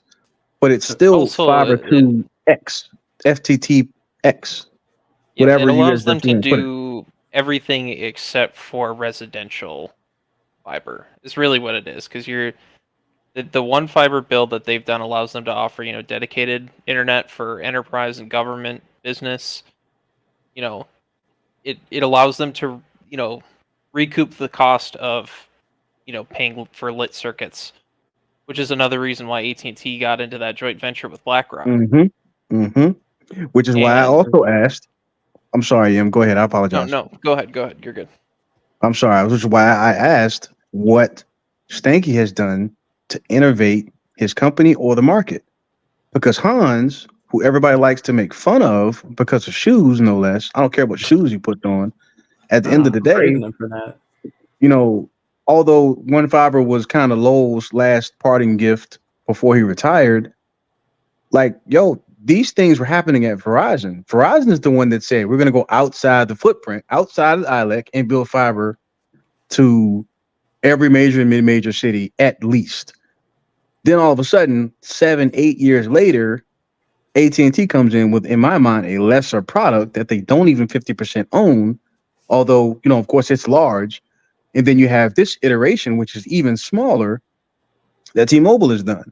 These are both things that are trying to emulate the first innovator of that particular model. But that's not accurate 100% because they run 75% of their cells have their fiber at AT&T. They're running 30 million passings of their organic fiber build, plus they have the BlackRock deal and that joint. That's plus. That's not to replace or instead of. It's plus. Well, I didn't say that Verizon's was to replace or instead of either. It's in addition to their ILEC footprint, and I agree with you. But with the BlackRock deal, they don't own all that fiber. Whereas with Verizon, with the OneNet, with the One Fiber program, they own every mile of fiber. In addition to what they're building. Go ahead. My bad. I'm sorry. So the structure of Gigapower, just so everybody knows, like BlackRock is 1/3 owner, 1/3 is going to be public investment, and 1/3 is going to be AT&T. AT&T is the customer as well. It really goes back to the convergence. Moose, correct me if I'm wrong, but the whole concept is to increase the bundling, the convergence between the wireless customer also being the fiber customer. Right. You know the realization I've come to today from this? T-Mobile strategy is to just acquire their way to where they want to get to. But hold on. But before you even go on, I want to say this one thing. Do you notice that they're only 50% owner in all of these JVs? Yes. You know that means they're not the majority owner, right? Right. Do you know what the strategy is behind this? I guess presumably to save costs. They can back out at any time. No, they won't get regulated. They are under heavy scrutiny right now. Everybody thinks that they're trying to eat up the world. They are. But if they're not the majority owner or shareholder within those businesses, they're not going to get regulated. Nah. Would you please further elaborate, Sneed? What do you mean by that? What do you mean they won't get regulated just because there's going to come a point where they're going to, like the Elizabeth Warrens of the world, these people that regulate tech and they regulate, infrastructure owners. They don't want anybody getting too fat. They don't want to see a bunch of fat cats. So yeah, that's already happened. Yeah, right. So T-Mobile's becoming that. They started generating free cash flow. We're starting to see them on buying sprees. They're buying fiber overbuilders. They're buying companies that, literally can't stand alone.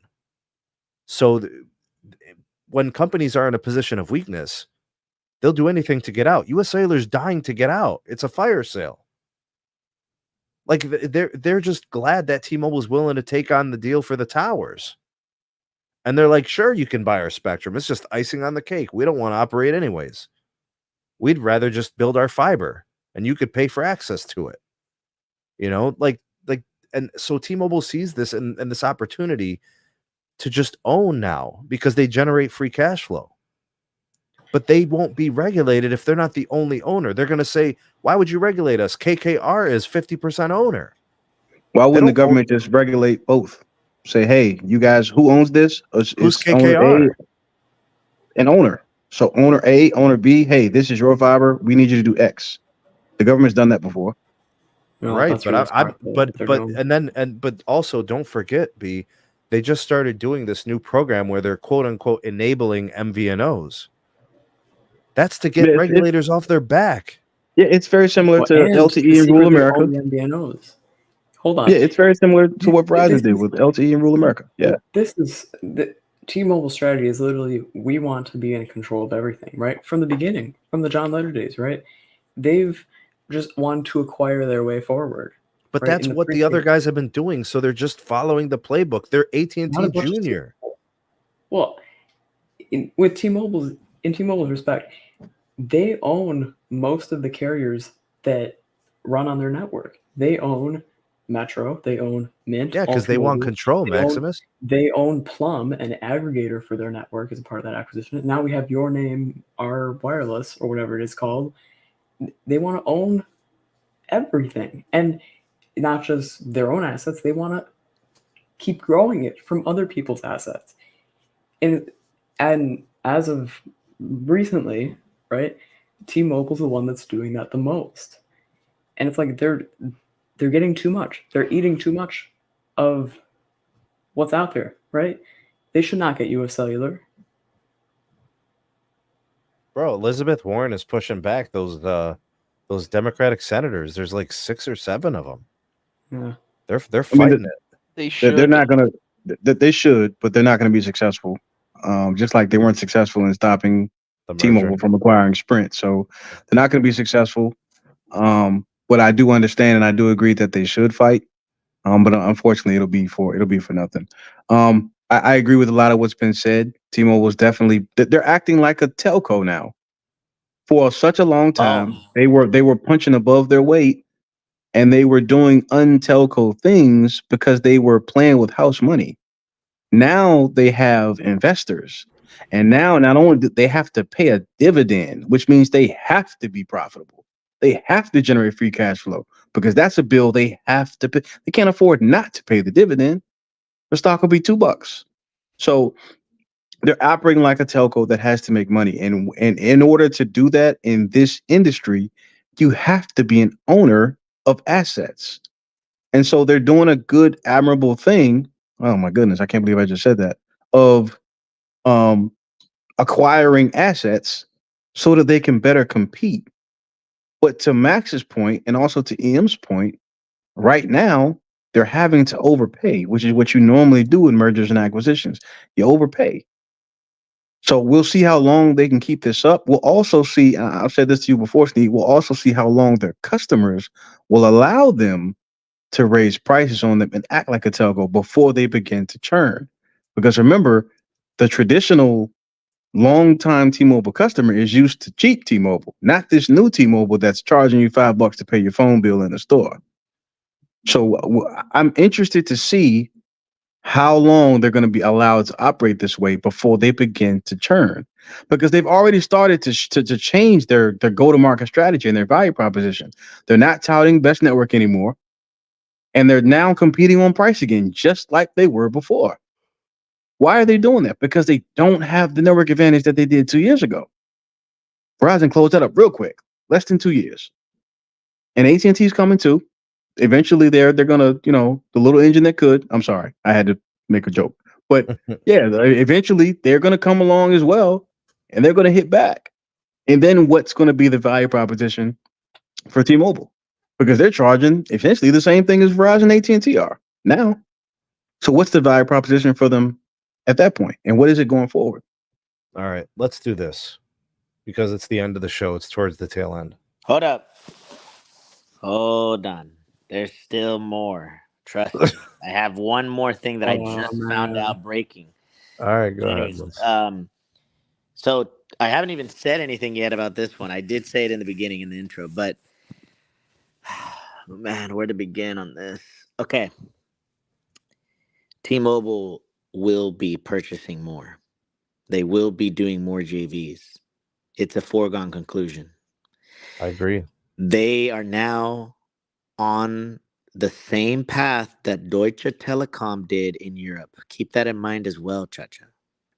They did the exact same playbook as they did in Europe, and now they're doing it in the United States because Deutsche Telekom, and by the way, we're going to find out more about this at the Capital Markets Day, even though I don't even trust Seifert at all. They're going to be talking about a lot of stuff in regards to fiber and what they're going to be doing in the United States. The interesting part about all this, it confirms that T-Mobile is officially no longer this quote-unquote Un-carrier. They're gone, done, finished. Even if they try to supposedly rebrand themselves as, oh, we're now an Un-carrier including ILEC, right? We're everything Un-carrier now, right? And we're going to change the way that you pay for internet service across the board. Ladies and gentlemen, they're on the path, and I'm going to put this on record. T-Mobile, and don't be surprised. Don't be surprised about what I'm about to say. Please do not be surprised. After today's announcement, you will not be surprised about what I'm about to say. It's all about timing, and I believe they may use their highest ever stock price that they have right now to acquire Charter Spectrum. That might be the next big one that they will have to buy. And when I say have to buy, is because if you think about the economics of scale and how much money they have to spend on upgrading all of their 10 gig backhauls from AT&T in most markets, it makes sense for three major reasons. Number one, they're going to be saving a significant amount of money. Number two, they are going to have experienced people able to deploy wireline services. And number three, big one. This is the biggest one. Okay. If they acquire spectrum, that makes them immediately that they'll be able to have this nationwide footprint where they can say, Mr. Customer, if you have Charter Spectrum at home, we will give you T-Mobile wireless for an additional converged situation, which, by the way, remember, the cable operators are the best at the converged offer right now, by far. By far, they are the most. No, don't trust me. It is definitely on the table. I have confirmed sources at T-Mobile that they say that they are investigating this. Okay. I mean, you can Okay. investigate. I mean, So Moose, so you're let's- basically telling me that Zero Cool is a prophet. He Zero predicted Cool, this. He correct. predicted this 2 years ago. Zero Cool mentioned this years ago, and everybody laughed it off, saying that that's impossible. I wish Zero Cool could just come in right now, but I'm telling you right now, the market cap of Spectrum, Charter Spectrum, is low enough that if used through a part stock, part cash, or all stock, T-Mobile will be able to do it easily.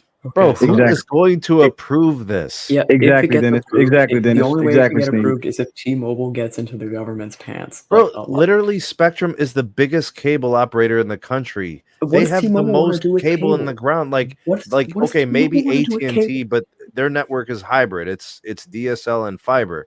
But like, dude, Spectrum is massive. The only two companies that probably have more connectivity route miles is probably Verizon and AT&T. That's it.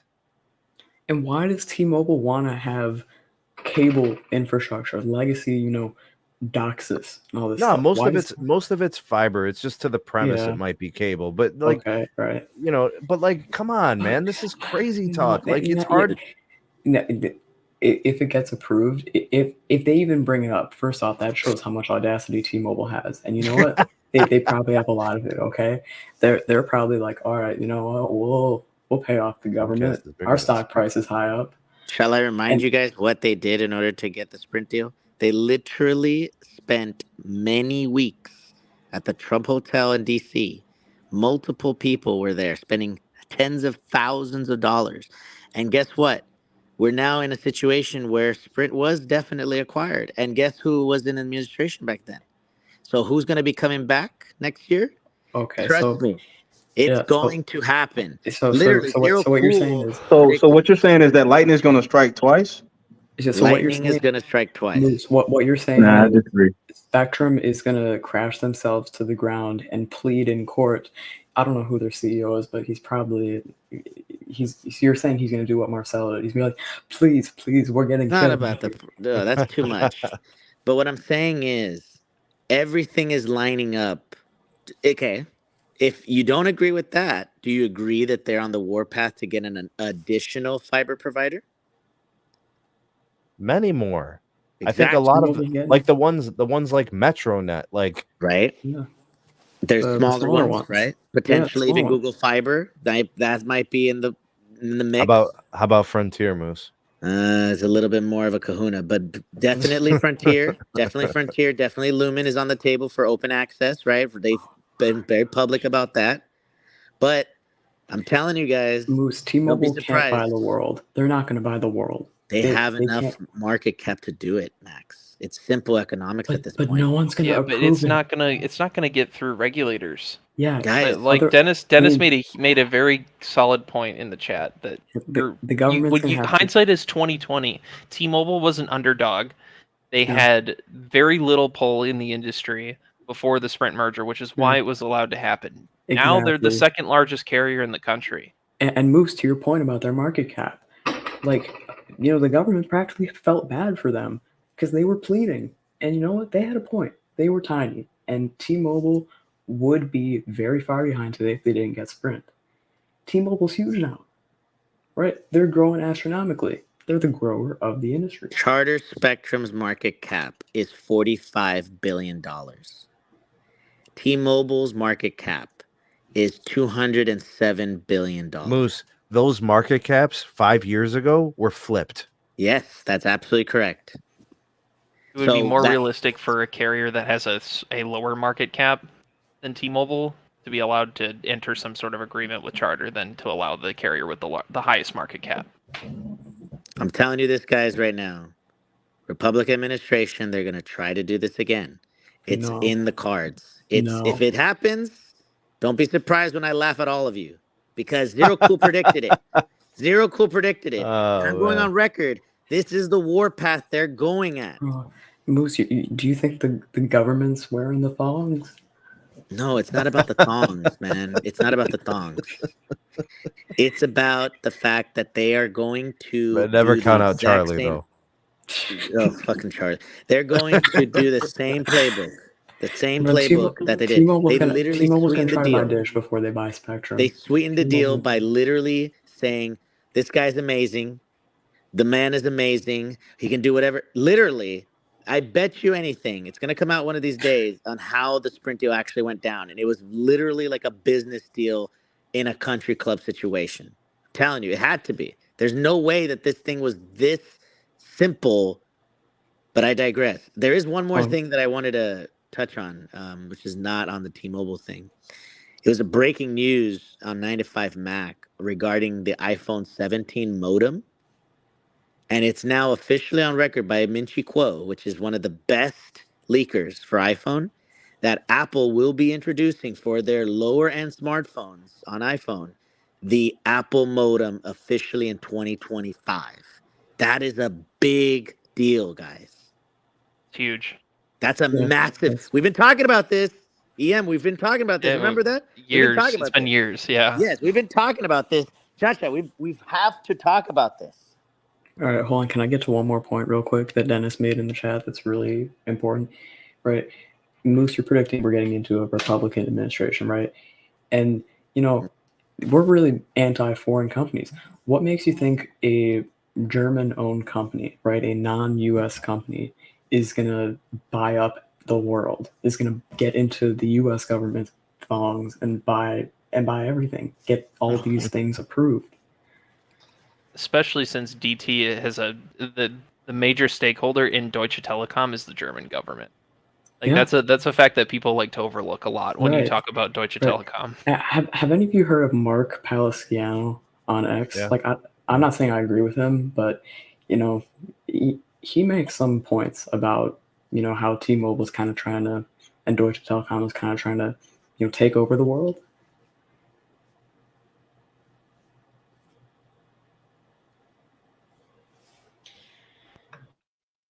I mean, one of the big things that Verizon had to do back in the day was buy out their shares of Vodafone. Yeah. That was a huge requirement. So that way they became an actual American company. Correct. Yeah. And that's what really propelled them forward. And that's forward. why they still have $150 billion in debt. Correct. So you can't sit here and expect our government to allow T-Mobile, who is has influence from the German government, to continue to buy up American-owned telcos. That's very anti-conservative rhetoric right there. Exactly. This next administration would not allow that at all. Right? They want more American-owned things. And I'm all for that. Well, they eliminated Japanese-owned, SoftBank for Sprint. Yeah. They're like, yo, get this Masa dude out of here, man. Kick rocks, bro. Marcelo eliminated them. Right. So maybe there's a world where the next administration almost kind of forces DT's hand into selling off their portion of T-Mobile USA to an American-owned company. They're the majority shareholder, man. They hold all the power. It's like almost 60%, dude. It's at least 54, 55%. But it's very difficult. But we did predict that. Moose always coming here with these Alice in Wonderland predictions, and I'll be like, "Yo, what in the world? What in the world, Moose?" And hold on, bro. With all due respect, Moose bets a high percentage, bro. I don't know. If it happens, I'm taking Zero Cool out for Scallops because he called that. Yeah, absolutely. If it happens, of course, then we'll all have to, kiss the ring or whatever. But I just don't see it, man. I mean, I don't see lightning striking twice. I really, really don't. I'm not sure. A lot of people seem to be giving Republicans a slam dunk for November. I would not count those eggs yet. before they hatch. They are not going I to really, approve more foreign ownership of huge companies in the U.S. No way. yeah. I mean, even if they do win, I'm not sure. I mean, for the reasons that you guys just said. Now, I will say, maybe in the back end conversations, Verizon may have purchased, that 45% stake in Vodafone in order to do the whole American company thing. But it was really so they could control the company fully without having to phone across the water, across the pond to get permission to do stuff. Yeah, but you can't tell me So, that didn't propel them forward in their agreements with the government and with, all of the other things, because they didn't have to seek approval from a foreign entity to do those well, things. that's what I'm saying. Like, I mean, even so it made Verizon more nimble because they didn't have to get permission from the 45%. They own their entire company. Because again, it's about assets and it's about what you own, not necessarily anything else, especially in this industry. So, I mean, yeah, it may have been the whole trying to make everything 100% American owned. I mean, yeah, sounds good, but I think it was more about their ability to be able to be nimble and prepare them for things like this, for things like One Fiber, for things like the content offerings that they have, for things like the MVNO deal that they hit with Big Cable. Not having to phone across the pond to phone a friend to try to get permission, that made them more nimble. I think eventually, if anything, if they're smart, T-Mobile will want to buy out the stake that they currently that's currently owned by Dutch Telecom. I'm not sure if that'll happen, but if it was me, I will be focused on that. I could be crazy because if it's me, I wouldn't have went dividend this fast if I was them. I would have invested more in my network because they still don't win in very many markets across the country. They don't really win very many states either. So I would have invested double down on the network. But, it is what it is, to each his own. Hey guys, we got to close out the show, but I want to do this one last thing. T-Mobile's the last company to kind of close out earnings season. Verizon had a .85 churn, AT&T .70. Where's that going to put T-Mobile? Verizon kind of stabilizing the prepaid business, stabilizing and with the postpaid phone net ads and doing really well in business. T-Mobile's been talking about doing really well in business. I mean, Verizon just hit 155,000 or 165,000, I think. For business, and AT&T says they're doing better in business. They didn't give us a number, but they said they're doing better in business. So I'm thinking about the industry now. 2/3 of it has reported, even, and Comcast. I think T-Mobile is going to have good fixed wireless numbers, like 400,000 or whatever. I think the churn rate is the one that's going to be up for debate because Verizon at .85, AT&T at .70, somebody's got to have a high churn rate. I mean, .70, dude, AT&T killed it. Does that mean that T-Mobile's at like a .93? I think they're going to be last in the industry. Yeah, in churn. I think their business churn, if they report that number, I think it'll be higher than the rest. They won't. In fact, I would go so far as to say I think Verizon reports it, but nobody else does. Yeah, I think they should stop reporting separate business and consumer. I think they should just report what did you gain, what did you lose as a company. No other company's doing that, and because of that, to me, it seems like they're hiding something. But I mean, I don't know. To me, though, if I'm Verizon, it becomes a competitive disadvantage for you to disclose more information than your competitors are. If they're not going to disclose it, then Verizon shouldn't either. I was going to say, it almost makes metrics look worse than Wall Street reacts to adversely. But if the other two also reported to the same degree that Verizon does, their metrics would look just as bad. Yeah, I have a feeling. So Verizon should stop. Like, they should stop. Just report what did you gain, what did you lose as a company. Yeah, I know, but they always hang their hat on their business numbers. They love to talk about that. But is it helping? They've been dominating business for several quarters. I'm not saying it helps or if it doesn't. I'm just saying they prefer to do it. That's their prerogative. They are the ones who've been volunteering that. I agree. I think they should stop. So I Because think it's they're not. doing It's it for not. a It's reason. not. I think they think it helps them, but I mean, I don't know how, but whatever. Maybe, but I don't know. the data would suggest that it doesn't. They've been dominating business for several quarters now, and they've had to battle and battle and battle, and it's almost like nobody cares because everybody focuses on consumer. They finally get to a quarter that's not the fourth quarter where they show meaningful growth in postpaid phones, and then all of a sudden the goalpost moves to upgrades to equipment revenues. Like, Hey, come on, man. MS, do me a favor, MS. You want to talk about transparency and honesty? I want Hans to give me the premium uptake numbers from the last 8 quarters. I want that, and then I want fixed wireless access churn rates. If I was honest, it also you're also saying that Wall Street rewards the 2 companies that are dishonest then. Because exactly, and so does the consumer, because who has lower churn rates? AT&T, and then in other quarters, who's had lower churn rates? Also T-Mobile. So does the market reward honesty as it pertains to this portion of the discussion? No, it does not.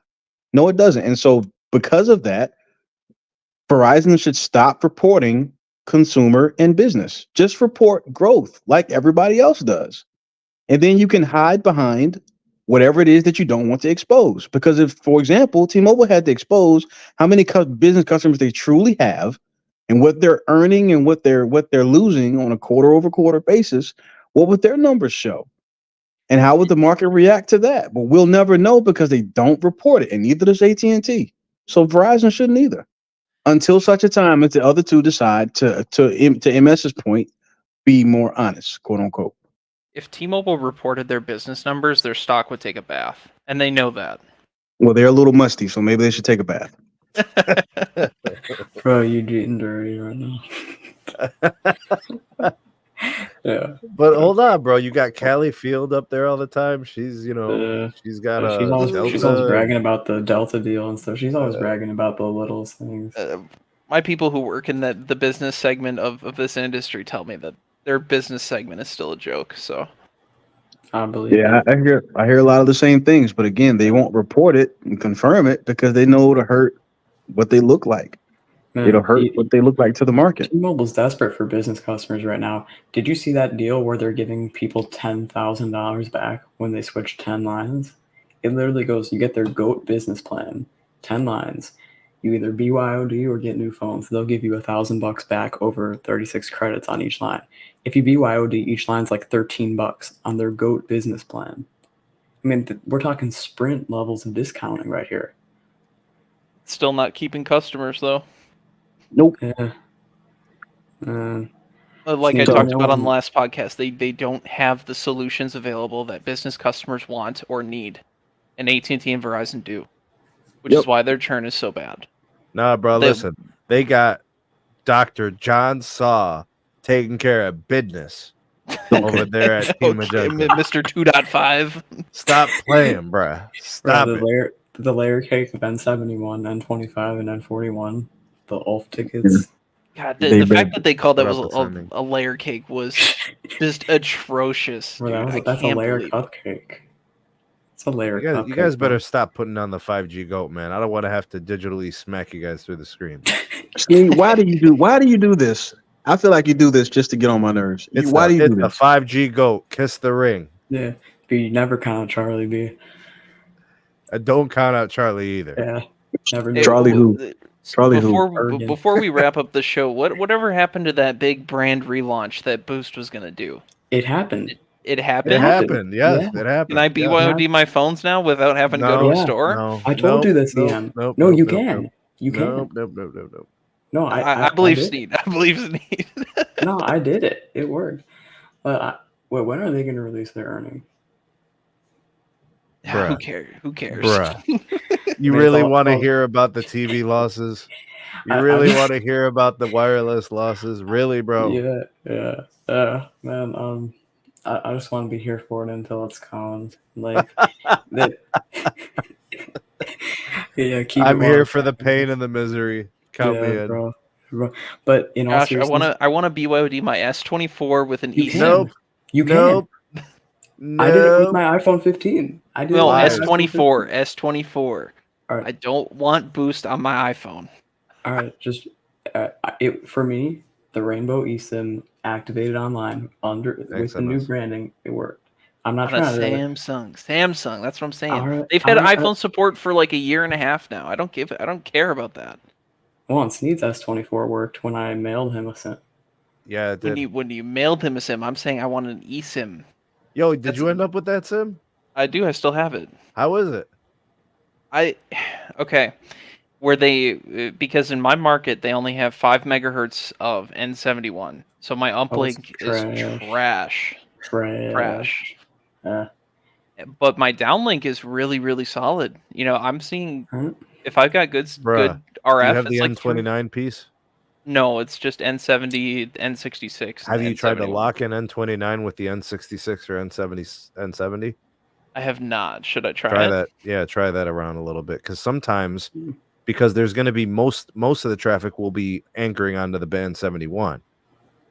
So if you can, as long as you can get uplink on N66 or N70, that N29 is going to be a free band. It's like the least connected band that they have. So if they have the licenses there, you might be able to get access to it. I'll have to try that, but Dish on my. Man, what is Unwada talking about, bro? What is he talking about? Macro. Should I port all my lines from what did he say? Should I port all my lines from Verizon and my Comcast Internet to T-Mobile? Absolutely, bro. All of your lines should go to the 5G GOAT. All of them. Even the lines you don't even know you're going to need in 10 years, you should add those as well. Off, bro. Make sure you don't finance any phones so you can go back, because you're going to hate it. Nah. You get those thongs off, bro. Bro, come on, man. Tuesdays, you get tacos. You know what I'm saying? Taco Tuesdays. Don't worry about all those data breaches. Just bro, they haven't had it. They're breach free for like almost a year, dog. Come on. Okay, if you are going to go to T-Mobile, you should go to Mint Mobile with Sneed's partner link. Yes. Yes, use the partner link. Yes. Oh, wait. Did you guys see that Visible promo? I saw Stetson talking about it on Twitter. $35. Pretty good. Yeah. Huge W there. Also, can't count out. B continues to be wrong about prepaid, talking about price increases. Exactly. Wrong, bruh. You wrong. Oh, it's coming. Seeing as how everybody else gets it, because everybody else has been allowed to be Nostradamus tonight. It's coming. By the way, with respect to Verizon's network, it's Nostradamus, bro. Get it right. Count out what? No, with respect to Verizon's network, can't count out totalmente. I was talking to B about this yesterday. I'm seeing total, like, little flags outside their stores everywhere. Like, they got total. They have total stores everywhere where I'm at. Yeah, right. You gotta send me pictures of that. That I gotta see. I'll drive over there. If you're gonna explore prepaid, you got to start with Charlie and then go from there. No, absolutely not, bro. B, you gotta give him a chance. Come on, bro. Coach Prime, the Razor. I can't even say that seriously, bro. Listen, I'm because of the new Boost brand, I'm working on a video explaining everything. Here's what I've determined. If you're getting one line, get either the base $25 plan or go all out with the infinite access plan for $65. That's going to get you the iPhone 15 or S24. Upgrade that for free every year. Rainbow Sims, all Max, the beans. Somebody's got to get a Dish native line over to B to test that 5GSA network, because it's really sad and depressing that B link, has not been able to use a standalone 5G network yet, because other entities are lagging the industry and not leading the way. Lagging the industry? Wait a minute. Last time I checked, the entire industry is respectfully sniffing Verizon's butt crack as it pertains to network performance with an LTE core. Hold on, what are we talking about right now? Hold on. You're gonna start doing this whole anatomy thing. We're gonna do this thing. Listen, bro. They're leading the industry forward. It is the SA5G. It is the layer cake, sir. B. I still don't have Vonar, so. All right, hold on. Exactly. Please. Come on now, Brian. And Dish's Vonar is horrible. Oh, let's not talk about that. B, I'm gonna send you my Boost partner link. So if you want to, don't even waste the clicks on the smartphone, man. Because I'm gonna delete it immediately. I'm You can telling send you, me some. You can send me some Verizon dollars. Yeah, I got a Verizon postpaid partner link as well. But hey, use my Boost one. You gotta test native dish, and then you can judge Charlie all you want. Don't judge him until you get to know it. I'll pass. Don't respectfully. doubt them till you try to make a phone call and the SA Vonar drops your bit rate down to like 3G quality phone calls. So the data speeds are okay. The data speeds are okay. I'll agree with you there. But when I call somebody and it sounds like I'm talking to someone who had Sprint 3G calling back when they had 3G calling. Hey, look, What, you bro. mean the pin drop? I was at a fireworks show, and the only carrier that worked was Dish, bro. So I'm just saying. I mean, that's their only advantage right now is that nobody It's an has empty them. network. It's an empty network. Enthusiast galore right there. That's why everyone here should be on Dish. No, I'll pass. I'll pass. You know, I'm saying this stuff ironically. You know, they've done some good things, but you know. Anwar, thank you for the super chat. The answer to that legitimately is no. Fixed wireless is that is a hard no. 25 and 41 layer cake. That CGNet is not going to be good for gaming for you, sir. Mm-hmm. Okay, now we're just getting disrespectful. See, Dennis, this is why I'm gonna have to take your wrench away, bro. Yeah. You keep doing things like this. Bro, do not disrespect Fire Mobile. Don't count out Charlie, bro. Never do it. Never do it. This Sneed, you call them a dumpster fire every week. What are you talking about? You make a. Oh, they don't know how to run the. They don't know how to run the business. So bro, what do you mean? Every time you make a dish whatever they call themselves, a dish video, the backdrop is a dumpster fire, bro. Because it's true, but the network is fire though. The network, apart from the call quality, they have a good. Yeah, well, and guess what? As long as you have a qualifying phone, you know, and you live in an area with the network coverage, you can. As long as you're a glutton for punishment, you can.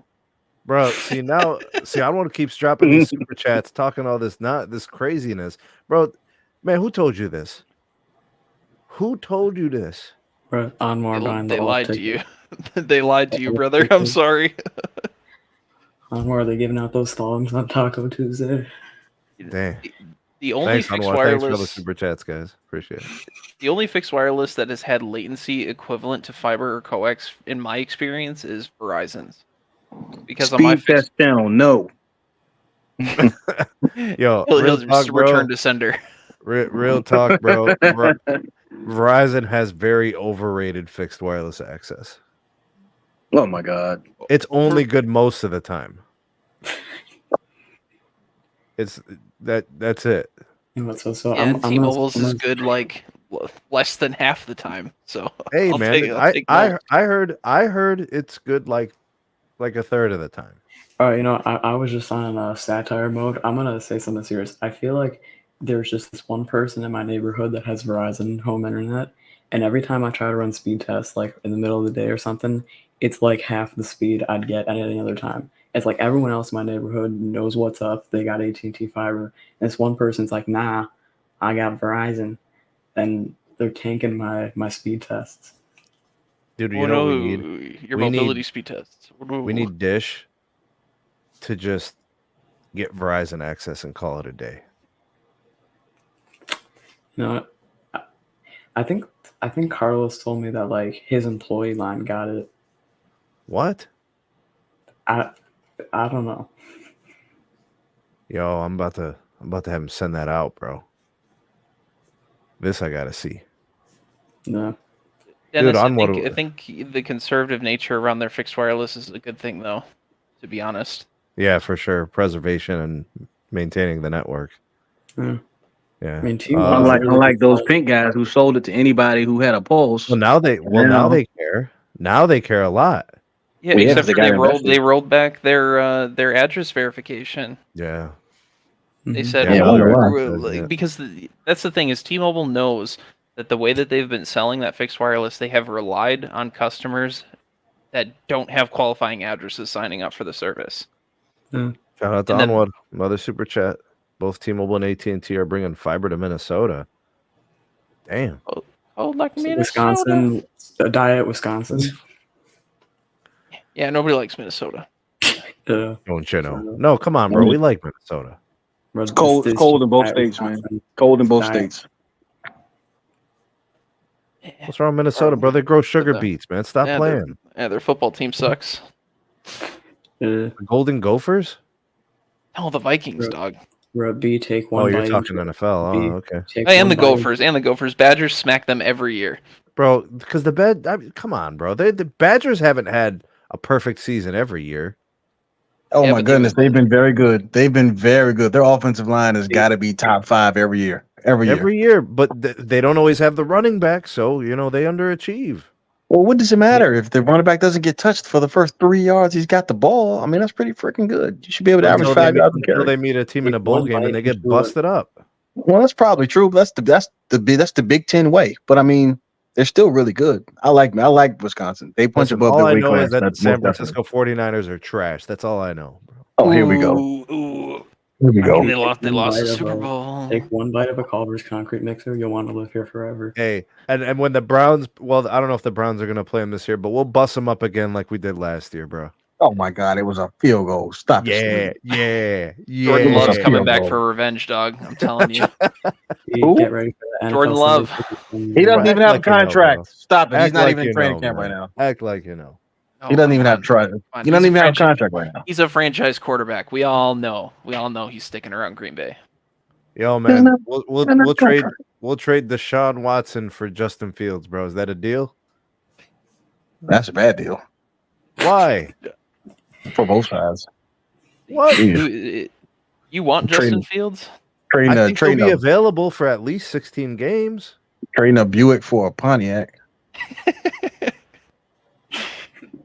I don't know. He should have stayed in Chicago. They should have given him a chance. I'm saying, bro. Well, they'll be the bottom of the NFC North just like they were last year. All right. Did they draft a guy in Chicago? Yeah, they got that one prospect. I don't remember what school he's from, but everyone talked him up. Free Sunday ticket at Verizon if you upgrade to the new plans. Absolutely.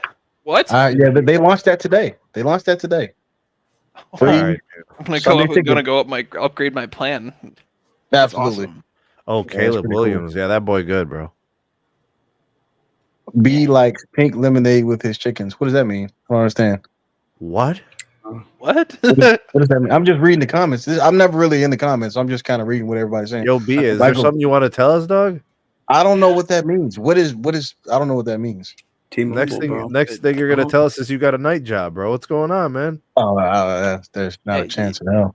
He's got a night job at the T-Mobile's headquarters. The 24-hour T-Mobile store, bro. Overselling people on accessories and giving home internet to the unqualified addresses.